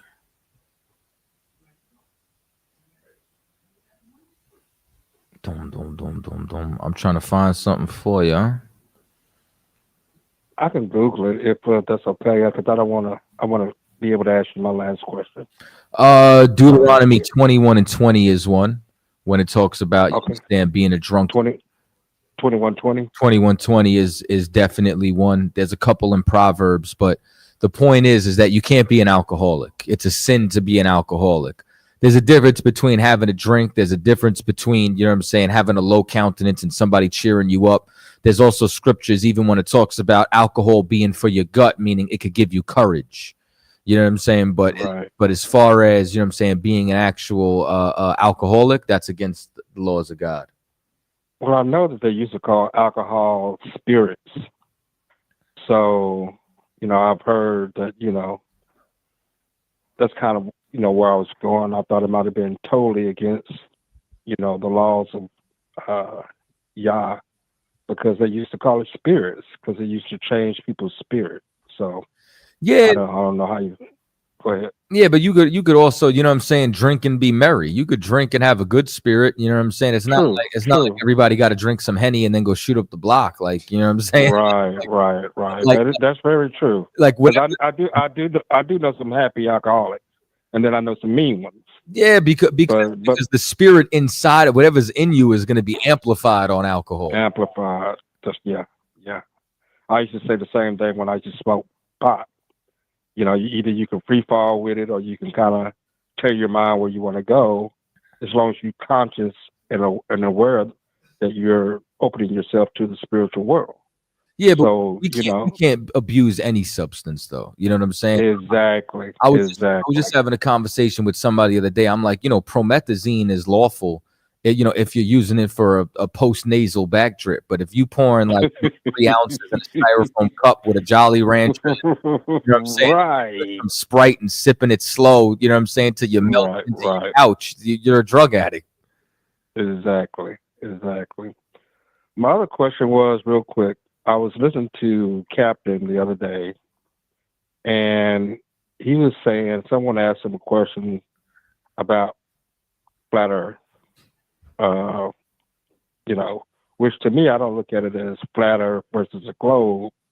You know, I look into it. I really look at it as either you're geocentric or you heliocentric. Either you believe the sun is at the center of the universe, or the Earth is at the center of the universe. And Captain was like, you know, we don't really pay much attention to that. You know, it doesn't matter to us either here or there. And he was also saying that he felt that it really didn't matter too much to God either, to Yah either. But there's over 200, 400 verses in the Bible that kind of specifically talks about certain things related to the earth. You know, that the sun, that the earth doesn't move, that it's stationary. When the sun stops, talking about the firmament, talking about the waters. So, I mean, why wouldn't it be something that we might, you know, think is important? Because I do think that they have used that to take people, when they change it from a geocentric to a heliocentric model, that they took God out of the picture and made it all about the Big Bang Theory and all that. So what's your opinion on that? I'm gonna tell you something, right? I think you mean really well. So I'm actually gonna entertain this, and then I'm gonna tell you why it doesn't matter. Okay. One, why'd you preface it with that? I prefaced it with that because normally I would dismiss this. You know what I'm saying? Okay. Yes, sir. I'll tell you why I believe it's ridiculous in a minute, because I'm gonna sew it all together. But I'm gonna lead off with this. There's a cat who believed in flat Earth, white man, who was an avid flat earther, who recently just had to apologize to the world because he went to Antarctica. I saw that. Yes. I saw that. Well, the 24 hours of light and the movement of the sun, and he says clearly we were sadly mistaken, and this has to be a sphere. And I started laughing. I was like, this is why they want to get rid of TikTok. I was like, right here, this is 90% of it. But I didn't have to go to Antarctica to know that the Earth is round. You know what I'm saying? But there's a handful of things. Gravity proves it. Everything falls at 9.8 meters per second squared. You know what I'm saying? All coming down to a centered point. You know what I'm saying? If there was no gravity, plants would grow sideways. You know what I'm saying? Like it don't make sense. You know what I'm saying? But here's the reason why none of that matters, right? Is because what does it matter if we're on a giant triangle, if we're on a rhombus, if we can't love our brother as ourselves? If 2024 going into 2025, we still got people smoking crack, overdosing on fentanyl. You know what I'm saying? We still got black men, Hispanic men who think Jesus is white. Like, I don't give a damn what we're floating on. We got to be able to rule it. See, the thing is that we have to start getting more practical, and we have to start getting more proactive with fighting things like alcoholism, because knowing if the earth is round, flat, or rhombus doesn't get somebody to stop drinking. It doesn't get somebody to stop selling drugs. It doesn't get somebody to stop sleeping with another man's wife. What it does is it opens a door of philosophy and escapism. And we don't need any more philosophy. We got enough philosophy like them Christianity. You know what I'm saying? We got enough philosophy. You know what I'm saying? I saw that yesterday. So you saw that? Yeah, I saw that. Yeah, I saw that yesterday. We got enough escapism. You understand? With brothers that get locked up for too damn long become 85%ers and then start worrying about the circumference of the moon because they've been in jail too long. We don't need any more escapism. What we need to escape is our demons. We need to escape our lust. We need to escape our oppressors' philosophies and come back to the Most High. And knowing what we're floating on doesn't matter. Like the reason why, right? Jeff Bezos, my man that used to own Virgin Records, and Elon Musk could have a billionaire space race is because they won. They conquered the earth. You know what I'm saying? So because they conquered the earth, they could focus on shit like making robots. You know what I mean? Like, could we conquer the earth and get out of captivity, and then we could worry about going to space? Like, you know what I'm saying? Like, we can't even. We can argue about how to keep. You know what I'm saying? Like Captain is breaking down 10 minutes how we don't even know why we lost the Negro League, and we trying to worry about astrophysics. We don't even understand economics as a nation, microeconomics. We ain't. You know what I'm saying? Like so. Can we end police brutality? Can we worry about problems? I can't argue with that. We need to leave that alone for a while. Worry about bigger issues. You know why that white man was able to go to Antarctica? somebody paid for it. Because we're on heroin. Because we like they have the luxury of having those conversations. We don't have that luxury. We got to stop being Americans. And Americans are dumb and fall for propaganda on the internet. And now all of a sudden, you understand, we gotta, you know what I'm saying, argue about what Galileo figured out 100 years ago, 300 years ago. Like, come on, man. The earth is round. All right. And no matter what it is, let's stop getting high together. What do you mean by that? But what I mean is what I mean is as a people. You understand? Let's stop killing each other. Right. You understand? Like let's stop robbing each other. Not speaking about in a general basis. Let's heal as a people. Right. No, I totally agree with that. I can't argue with that, and I appreciate you, going outside your norm to answer that question, because it did put it in a different perspective for me, and I can't argue with anything you said. I mean, you hit some very valid points that gave me something to think about as far as, really leaving it alone and try to fight this battle that we need to fight to get to the next level, and then kind of put that in its place and worry about that at a later time when it's more important. Yeah, and it don't matter, but it's round. But I'm gonna give you this scripture before you go. It's Ecclesiasticus 31:25 when it says, "Show not thy valiantness in wine, for wine hath destroyed many." You understand? Like there's a whole bunch of scriptures when it comes down to, you know what I'm saying? Like don't be drinking and then think you're gonna go do a backflip or something. You hold my beer, you know what I'm saying? Like don't drink and then, you know what I'm saying, want to fight the world and get all brave in the club and all this other stuff. So, you know what I'm saying? You want to be able to drink inside of moderation. You want to be able to drink not in complete excess. And you know what I'm saying? And if anybody is an alcoholic, please seek professional help or call the ISUPK in the nearest city to you. All right. Now, just real quick. So the scriptures that we're talking about wine were literal for the most part. So for the most part, you know what I'm saying, they are, but there are a few scriptures where it's metaphorical. So for example, like when you read in Isaiah when it says they are drunken with wine, but they drink not, but they stagger not. It's talking about being drunk on philosophies. Like Christians are drunk on Christianity, boy. You want to see a Christian who's drunk on Christianity? Go watch them speak in tongues.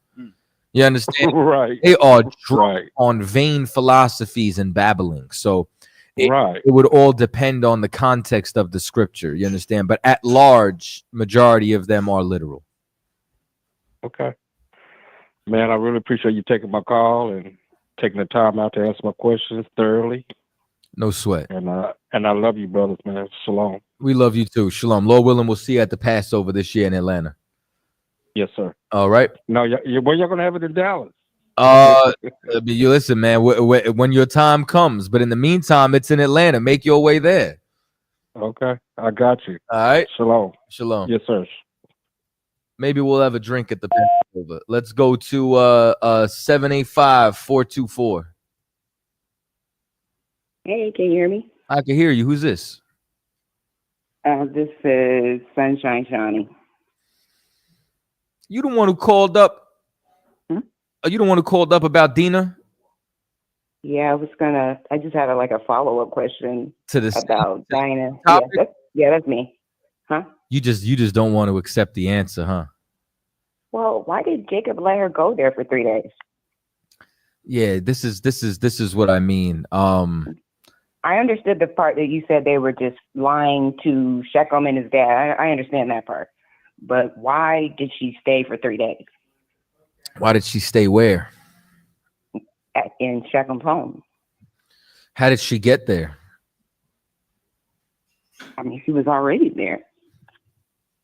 Okay, so if she was already there, why are you saying why did she stay there? I'm trying to understand what you understand so that this way I can help you correct it like last time. Because last time I could see what you thought was the lie and then we corrected that. But it really just, like, you know what I'm really trying to understand? Like, do you believe that the Bible is justifying rape? Like what is it that you are stuck on this? Because you've called me about it twice. And you called Captain Tazaryach about it how many times I could think of. So what are you wrestling with, really? I mean, of course, I don't condone rape, and I am interested in just anything I can find out about the sister. But if they were planning vengeance the whole time, why didn't they go get her sooner than 3 days? Because they got her out the house when they went and killed all the men, and she was there. Okay. When she had first gone there, right? What was the agreement that their father made with them after this happened? Because they took the sister, right? And then the father went and spoke with the tribe. What was, do you understand the deal that he made with them? Right. You explained that he was just saying that so he could, take them all out and get vengeance. That was the brothers. That's not the father. You know what I'm saying? That's what the brothers did. Are you talking about Jacob? Yes. Well, I mean, he was the one who talked to Shechem and his father, so he had to agree. What exactly did they talk about? About marrying her. So they took the daughter. They talked about marrying her, which means that woman would belong to who? Shechem. So why wouldn't she spend 3 days there if her husband's there? Like Jacob turned around and brokered peace with them because he really didn't want war with those people. So he chose to, in order to make peace. His children, though, were intemperate and they did not do according to their father's will. And then they went and lied to them and broke the covenant that his father made with them and then slaughtered their tribe. So that's the full story. So now that you've heard my answer a second time, what are you wrestling with? Just pretty much still the same thing. Like, why wouldn't they go get her that same day? I mean, because they talked to Jacob and two of the brothers. So I just don't understand how she would still be there. If they wanted to get vengeance and get her out of there so she's not a harlot, why would they wait 3 days? Because they went and concocted a plan, and then on that plan, they set up the meeting and then set them up. Why do they have to do it on your time? What do you mean by that? Like, you want them to just move immediately. You want to go back in time and give them the order. Why do they have to be on your time when we're reading about what transpired? Why are we questioning why didn't they do this? Like, because I could turn around and say, why didn't they obey their father Jacob? I mean, if they wanted vengeance, why would they wait? Okay, did they get their, no? Did they get? If Jacob said no, then why? Like, did they get their vengeance? Did they what? Did they get their vengeance? Yeah, they did, but only, I mean, Dinah was still there though. Like they didn't go there until 3 days. So even if she was with that Jacob, or if she was at Shechem. And when did the father talk to the tribe? To which father are you talking about? Jacob, the same father we've been talking about. Right. So it was. So did he agree with it as well? The deceptive plan. Do me a favor. Go to the phone line. Unmute that number. Shalom, you sure there? Yeah, I'm sure it's Hey, sis, where are you saying that she was there for 3 days? What verses say she was there for 3 days? I can get that. Or if you want to pull it up, Cap. No, you pull it up. You said it. When they went to slaughter. No. Don't do anything. Don't do anything. Don't do anything.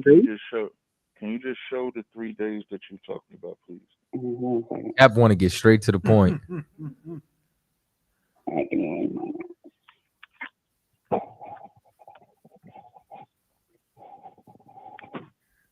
Oh, Cap, now you want to call up, huh? Man, when I tell you I'm tired, Zakar done had me running the past 2 days. I done did 3 live streams in a day. When I tell you I'm beat, I done had to hear Christianity. That's all that's been in my brain for the past 24 hours, man. I think it was just crazy. But you was handling the show. I didn't want to intervene on the show, but I'm hearing this woman. It's rare that I get a woman or I've ever heard a woman call back to back to talk about a woman getting raped. It's just such a rare thing now to read in the story of Levi and Simeon slaughtering a whole tribe because their sister was raped, and a woman calling in to talk about it in a disrespectful way, which is what it sounds like to me. And it's weird that a woman is doing this. So did you find the verse yet? Oh, yeah, I got it right here. You read it.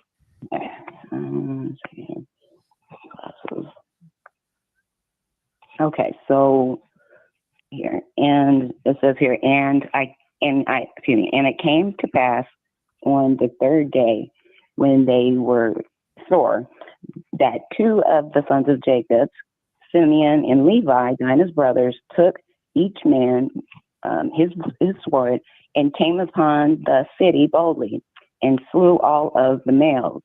And they slew Hamor and Shechem, his sons, with the edge of the sword, and took Dinah out of Shechem's house and went out. Now, earlier you said you understand Levi and Simeon being deceptive so that they can kill all of them, right? Right. So does that not include Dinah staying there so that they can kill them all? I mean, that doesn't make sense. Can you just answer the question? It doesn't make sense at all. So it don't make sense that they want to unalive everybody and get vengeance. I mean, why Jacob didn't know? Why he wasn't part of that plan? Now you're changing the question. I mean, why? That's my question. Why did Jacob let her be there for 3 days? Jacob didn't do anything. This ain't got nothing to do with Jacob at this point. We talk about Levi and Simeon, who are the ones that conducted the plan to get not only get Dinah, but also unalive and take vengeance against the adversaries that raped her. It sounds like you would prefer she was just raped and stayed. No, definitely not. Then what's the problem with this story? So here's the story in a nutshell. The story in a nutshell, their sister got raped. They wanted to get vengeance not only against the man that raped her, but the whole village. So they told that village, okay, if you get circumcised, you could be as one of us. Because they knew the circumcision, they would have to heal from the surgery. And while they was healing from the surgery, they would kill everything moving. So that means that their daughter, their sister, who's already raped, would also have to stay there 3 days. So they looked at the bigger picture of killing all of them, as opposed to you not understanding anything. Maybe you have never been avenged of a crime, or maybe maybe you don't know what it's like to avenge somebody of a crime. Because I don't understand a woman calling to understand why this woman was avenged in the way that she was avenged. I mean, at this point in time, there's probably very few women in general, especially black women, who have not been through some sort of. We're not talking about black women. You clearly are right. And how many of them have been avenged? Not that many. So why the fuck are you calling here to complain about a woman that was avenged? I mean, I'm just trying to understand it. Like, Shut up. Hey, be quiet. You just said that you understood. Did Jacob let her go or say it was okay for them to get married? You just said that you understood. You can't prove me wrong. I'm absolutely proving you wrong. You just said that you understood what Levi and Simeon did. You do not. Did Jacob understand what they was going to do?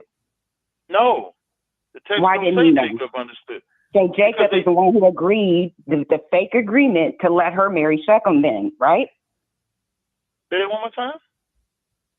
Okay, so I don't I just don't understand. Hey, y'all should make a clip out of this. A woman defends another woman getting raped. That should be the title of this clip. No, I want to know. The title of this clip is how did Jacob not know that was the plan? A woman defends.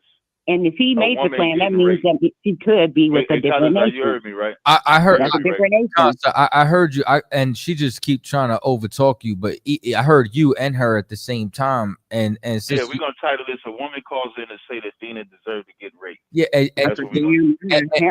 I'm gonna tell you something else. Like you thought about the way that I know, understand just how much trauma the way Negroes have done. The way that I know that you don't understand the story at all is from the question that you asked, because you asked, why didn't Jacob know? It's because they didn't tell their father because they disobeyed their father. This was not their father's will. Their father gave them an order. they disobeyed it. Why would you tell somebody that you're going to disobey them and then go do it? They're doing this. They have a plan. They're lying. They're being deceptive. So there's secrecy involved. What was Jacob's will? Their father. This is very simple. Jacob's will was to work it out and get justice against the man that did it. What made it deceitful is that Levi and Simeon unalived men that had nothing to do with it. The righteous judgment, if anybody in Deuteronomy, what's that? Deuteronomy 22, if you force a woman in the field, only the man gets punished. Are you familiar with the law that says nobody can die for another man's sins? Not really. Yeah, you clearly don't know the Bible. So those other men that got circumcised because of what Shechem did, they were not only were they not supposed to get circumcised, they also weren't supposed to die. So Levi and Simeon did an unjust judgment. The only person that was supposed to be judged was Shechem. So as Jacob is working on how to get the justice for him, justice against him, Levi and Simeon went and unalived the whole tribe. And once they unalived the whole tribe, now they had to move. So it's not that Jacob wasn't going to get justice, but the righteous justice would have just been against Shechem, not the whole village. Now do you understand, or do you still not understand? I mean, I understand mostly what you're saying. It's just, I don't know, like. Yeah, I understand. Have you ever been molested? Have you ever been molested? Right away. Have you ever been molested? Have you ever been molested? Yeah, I mean, like I said, you might have a hard time finding any women who haven't. Did you get vengeance against your molester? Of course not. And I feel sorry for you. And that's why you call in. Majority I just want to finish. I just want to finish. I teach this. And I feel sorry for you. And now that speaks volumes as to why you keep calling about this particular issue. And I pray that you actually get vengeance or even get healed. And let's say if you need some counseling to get healed, you can call us to get counsel. But you shouldn't use Dina and what happened with Dina, Levi, and Simeon to seek your counsel, to seek your help. Maybe you call them because you have a cry for help for whatever happened to you at whatever age it was. And we can offer that. But you just clearly just don't understand what's happening here. Levi and Simeon was wrong for unaliving the men that had nothing to do with Dina getting raped. The only person that was supposed to be judged was Shechem, and that's what Jacob was taking care of. The reason why Levi and Simeon didn't tell him is because what they wanted to do would have been against their father's will, which is what CHAATAZA said. The difference between the black community and this situation is in the black community, we protect the predators outright. We don't care. We don't do anything. So many of our brothers and sisters go through their life knowing that their predator is their uncle, their predator is their father, their predator is their aunt, their predator is their sister or brother, and nobody can do anything against them. So sis, if you need help, we for sure have help. But you don't have to keep calling and asking about this. There's other questions that you can ask, and there's other counsel that you can get. Do you understand? Yeah, I understand. It's just, we don't know that much about Dinah. That story just kind of, it just made me feel like it was okay, like Jacob agreed that she could marry Shechem like another nation. No, Jacob didn't agree that she could. Jacob did not agree. Jacob was just figuring out and working out a justice for his daughter. That's it. That's all that was taking place. But again, like I said, if you need some counsel, you can always call for counsel. But calling in as a woman who just said that a lot of women have been molested, a lot of women have been raped, for you as a woman to keep calling, you're really being insensitive to women that listen to this platform, to brothers that listen to this platform, that have experienced rape and molestation, to keep asking about this. That's why I said you probably need help that's outside of this issue here. I got help, but I definitely got trauma. It's just, I still feel the same way. But I mean, of course, I don't want her to be raped, but it just, I don't understand why her father, they went and talked to him. What was the point in them talking to Jacob and his sons if he didn't agree to it? Again, When you say you understand I something, don't you really understand don't. that. I'm just being honest with you. Yeah, they didn't talk to Jacob and the sons went to them and then concocted the plan. The story never got to what was the end result with Jacob because Levi and Simeon already intervened. That's the story. Just, I mean, in one hand, this story is a good tell because just like we don't get vengeance, like they even waited 3 days. So if they really, But they got. You can't say that they didn't get. You can't say that she didn't get vengeance because she got vengeance. You can't say she didn't. It don't matter if it's 3 days. It don't matter if it's. It doesn't matter. Late for 3 Okay, days? so again, this is what I mean when I was cutting you off and telling you to shut up before, because you don't want to actually. I even gave you compassion, but that's not what you want. You didn't call up here to get compassion. You didn't call up here to get understanding. You just called up in here to complain because you said earlier. You just said, why did it take 3 days? CHAATAZA and myself just broke down to you why it took 3 days, because that's the plan that Levi and Simeon concocted. After they circumcise them, as they're healing, they unalive them, they take their sister. You also didn't try to say she didn't get vengeance. How is she not getting vengeance when the whole village is dead because of what happened to her? I didn't say that. That you just said that. I didn't say she didn't get vengeance. CHAATAZA, am I mistaken or maybe I misheard her? I mean, if I'm mistaken, that's fine. I'm not talking to you. I mean, this is everything you just broke down is what I heard, this is why I've been asking the same question in the line of reasoning to try to get to the root of it, and we still have not gotten there. I mean, maybe like I said, sis, I don't think you've healed from any trauma at all. I don't think you've healed from anything. So we won't entertain this question going forward. But what you can do is call and get counsel. That's what you can do. But if you call into the show, you can hang up on her. You can mute her. You ain't got to hang up on her. You can just mute her. Ashaya Olive, you can just mute the sister. I don't understand why you being so. Aisha, did he mute the sister? Yeah. Okay. Thank you. To the sister, this sister has not healed. The reason why I said don't hang up on her, maybe she'll listen. Sister, you have not healed, and you are not over whatever trauma you have, but for sure you can call and get counsel. But we're not taking this question anymore. All right, CHAATAZA? Good one, Con. And that's why I was slow walking her, because I was trying to get to the actual root of it. You know what I'm saying? Like, it's like, but and you could hear when the demon comes on and off of her. It's interesting. That's just crazy. I just wanted to call in for that, man. I tell you, I'm beat. Beating Christians is a hard job. And then I did the show with Tommy and them earlier. Ain't none of them Christians calling today? I don't know. Let's see. Nah, none of them called in, but we got we might have one on 774. Okay, no sweat. You want to find out? Yeah. Hello. Hey, Shalom. Who's this? What's good, bro? How you doing? I'm doing good. That's definitely a Christian right there. That's definitely a Christian right there. I know this dude well. Oh, good luck, CHAATAZA. This all you, CHAATAZA. Good luck. Oh yeah, I bet.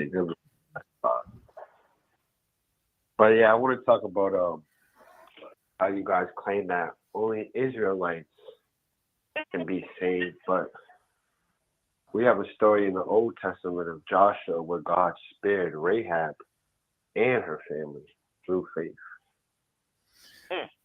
That's a great. I love that story. Yeah, I know. See, CHAATAZA lined up perfectly for you. Oh yeah, it lined up perfectly. Now, let me ask you something, right? Rahab, right? What happened to the rest of her people? All that who were in her house were spared. No. You said her house, and her house was a lot of people or a small amount of people? Her family. Her family, right? Like she had a large family. Like, are we talking hundreds of people? How many people are we talking? I don't know. Her family, whoever she had with her in the house. Okay, whoever she had with her in the house, right? Now, what happened to the rest of her people in the city?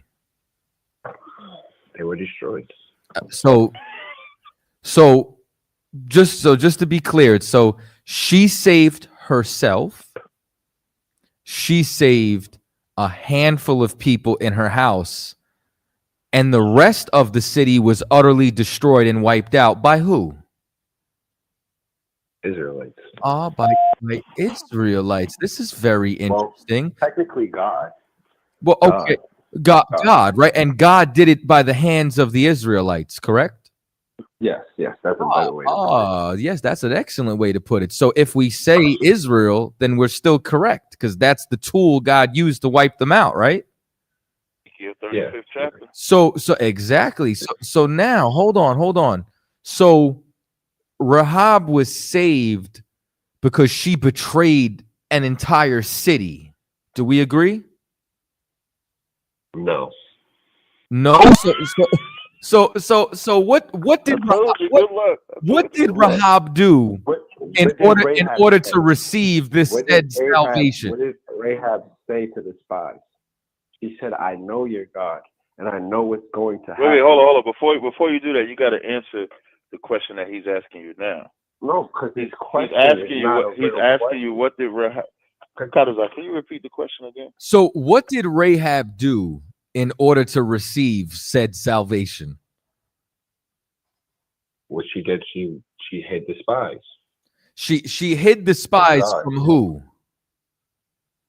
From her country. From her country. So now I'm glad you said that, and that's why I phrased how I phrased it. So what you're telling me is Rahab betrayed her country for Israel. No. Okay, so what did she? She betrayed her. Hold on. She betrayed her country for God, not for Israel. Israel is nothing without God. Slow down, Swifty, right? But God wasn't the spy. Israelites were the spies. Because what would her fellow countrymen have done to the spies if they were found? So people feared when we read the Old Testament, right? Especially in Joshua, when people said they feared the Israelites, did they not say the Israelites God? Absolutely, because they said that we heard. Thank you. Hold on. No, don't ask a question and then interrupt me. No, let me respond, and then you will talk. I will respond. I will respond on my time, and then you will talk. Like you know what's incredible? Because here's the thing. You know what we call you in my city? Here's the thing. You're a rector. Here's the thing. I don't want to mute you. You know what I'm saying? I want to have. I want to have. You're the real Swifty. You're Swifty around. I want to have. I want to have a conversation with you. I'm literally telling you I want to have the conversation with you. It's not. You can't have a conversation when one person's talking and the other person can't. Right, but here's the thing, though. You can't ask a question and then limit how I answer the question. Like when you answer the question, when I ask you a question, I don't stop you from answering. I let you get the answer out. So I'm going to get the answer out. You got, or you want to just talk. That's the problem. Cap, what did you do to this guy? Since you said that you know him very well, why did you hurt this man like this? That he even stealing your slang? I have my mic mute. I'm sorry. I beat the shit out of this guy all the time. He calls into the Car Chronicles. Anytime it comes to Gentiles, he gonna lose his mind. That's why he's losing his mind now. Look how I'm talking to you and he's interrupting us talking. We're not even talking about Rahab is the great grandmother from David. No, she's not. No, she's not. No, she's not. No, she's not. Yes, she is. Absolutely not. You can go to Matthew 1:5. And it's not the same person, man. Be quiet. Spelled different. When you go to Matthew 1 and you go to Hebrews and it talks about Rahab, it's a totally different person. Anybody, all you gotta do is look up the names in Hebrew. It's a totally different person. It's not the same. In Hebrews 11th chapter, when it talks about Rahab, it's not the same Rahab. Hebrews 11th chapter. Yeah, dummy. It's not the same Rahab as in Matthew the 1st chapter. Stop. What's the reason why CHAATAZA, this subject was about anything else. The two subjects he loses his mind over is Gentile salvation and Jesus is God. He has no sense of understanding. That's the biggest things I disagree with. Look how he's talking. I agree with the law. I agree with some of the things. He won't even accept. I don't agree with that. He won't even accept CHAATAZA that God, whether he say God or Israel, this woman Rahab betrayed her whole country. The whole country burnt. The whole country burned to the ground. How can a creation fear a She creation? didn't do it for God. She didn't just do it for God. She did it for the Israelites. The Israelites is the one burned it to the ground. So when the Israelites win their burn it to the ground. you see the Israelites, burn right? that? Did the Israelites burn that city to the ground? Oh man, you got to twist it. Just answer the question. Did the Israelites burn the city to the ground? Who gave them the city? All I'm asking you, did the Israelites first of all, burn the Jericho. city? They went into the city of Jericho. All I'm God asking is a simple broke question. the walls down. Now, the reason why he won't answer that question, because the I only just answered it. Because the Israelites never won no battles. God won all their battles. That's facts. But God used the Israelites to do the only thing that God made the used the Israelites to do the work. Do you know how stupid you sound? God used the Israelites to burn down that city, and Rahab betrayed her whole country. So Rahab is a horrible example because God there ain't can no raise white man. people out of the Rahab is stones a of the horrible ground. example because the white man is not betraying his country for black people. Africans is not betraying their country. I met some solid white dudes. Your boy's white on top When they of do you it, right now. so tell them to go. Tell them to go spy out. You wouldn't help them spy out because your bitch ass would not do nothing like that. What you mean? Your white boy's talking for you right now. He's not white. He ain't white. You know his daddy? Yep. I know his daddy, and I know his daddy, and I know his granddaddy. Word? Yeah, dumbass. Hey, y'all walked in, huh? I'm good. But what about? Okay, now you say, okay, Rahab, whatever. You don't want to accept that. Ain't no but Rahab, whatever. That bitch betrayed her whole country for us. Why did God seek repentance from Nineveh? Because Nineveh was Israelites, jackass. It says it right in 2 Kings, the 13th chapter. Nineveh is Ninevite? But I thought the people of Nineveh, dummy. I thought the Nineveh was Hamites. The people of Nineveh that Jonah went people to of Nineveh was Israelites. Have you ever read 2 Kings the 13th? Yeah, Have you ever and read the book of Tobit. It's all over the book of Tobit. Have you read the Okay, Bible? let's go break down. Let's go break down where Nineveh is like. It's in Genesis. It's in Genesis what tribe the Ninevites come from, and it's not the same tribe as the Israelites. Oh, this poor brother. All right, so do you know, so what tribe Tobit was from? No, we're gonna stay on Nineveh. No, we are gonna stay on Nineveh because that is Nineveh, dumbass. the book of Tobit takes place in the city of Nineveh. So do you know what tribe Tobit was from? The book of Tobit. Correct. We stupid. Yeah. What's that? What's that? Well, I'm glad that you asked. If I'm stupid, then teach me then.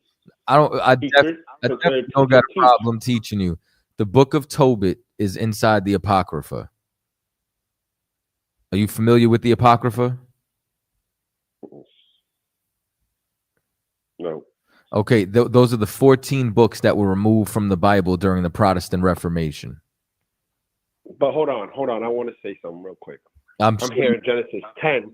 I'm hearing Genesis 10, and Ninevites are Hamites. Okay. So how are the Israelites? I got you. Because there was No, there's no answer to that. There's no answer to that. They're not Israelites. Ask a question. Ninevites are not Ninevites. If they're Hamites, they're not Israelites. This cat is an idiot. You are an absolute idiot. We can go to Genesis. Like you just right here. You don't know. You ask the question, and then when the children of Nimrod. Stop the answer. I can't. I'm done with this. Syria and built Nineveh. Nimrod built Nineveh. You're a Nimrod. This is the only Nimrod that I'm talking. What's up? What you about to do? That's what I do every time I talk to him on Car Chronicles. Yeah, this is an idiot. If you look in the chat for the people that follow me on the Car Chronicles, you just hung up on him, right? Mm-hmm. Yeah, every time he calls. The only time we had a sensible conversation was a couple of days ago, and I think it was about blacks coming together, something like that. And he called and he had a clean, no demon on them. But when they get to that God loves everybody or Jesus is God, you don't know how to have a conversation. See, I wanted to talk to him because like Should I be wanting to talk to him? because he's going to answer honestly for a second, but then he's going to divert to his philosophy. But when he answers honestly, it jams him up. Oh, Yeah. poor brother. Well, brother, but I'm up the road, man. I appreciate you. You letting me chime in with that sister. Hopefully that sister calls and gets some I counsel. appreciate you showing up to work. I've been working the past 2 days, man. Shut up, man. He on overtime. Yo, I tell you what though, we did check out these hotels for the Passover. You know, these hotels for the Passover is pretty good, man. Ooh-wee. They're pretty good. That's what that's what we came down to Atlanta for, to check out the hotels for the Passover. They're pretty good. Exciting stuff. Yep. All right, man. I'll wrap with y'all later. Shalom, Lord Christ. Hey, Shalom Shabbat. So I'm gonna read something. This is the book of Tobit. First of all, Tobit was from the tribe of Naphtali. And this is Tobit 11 and 17. And it says, but Tobit gave thanks before them because God had mercy on him. And when he came near to Sarah, his daughter-in-law, he blessed her, saying, thou art welcome, daughter. God be blessed, which hath brought thee unto us, and blessed be thy father and thy mother. And there was joy amongst all his brethren which were at Nineveh. There was Israelites inside Nineveh, because Nineveh was the capital of the Assyrian Empire. So as a result, when Israel was, deported, a lot of them were brought there. Just like, you know what was a nickname for Washington, D.C.? Chocolate City. You know why they called it Chocolate City? Because there was a large population of black people there. You know when they came there? When Martin Luther King marched them there from Selma, and then, and then they stayed and then populated in the nation's capital, just like Nineveh. And now this is Tobit 14 and 4, and it says, go into Media, my son, for I surely believe those things with Jonah the prophet spake of Nineveh, that it shall be overthrown, and that for a time peace shall rather be in Media, and that our brethren shall lie scattered in the earth from that good land, and Jerusalem shall be desolate, and the house of God, it shall be burned, and it shall be desolate for a time. Because this was about the Israelites. The prophet Jonah was sent to the Israelites. So, Christians disgust me, man. Like, y'all can't even have an integral conversation when it comes to scriptures. Is that psychopath still on the line? Yeah, he is. Well, here's what I'll tell y'all, man. Call up next week, same time, same place. This is Cross the Line Radio. You know what I'm saying? Pay your tithes, Passovers in Atlanta. And tap in. Shalom.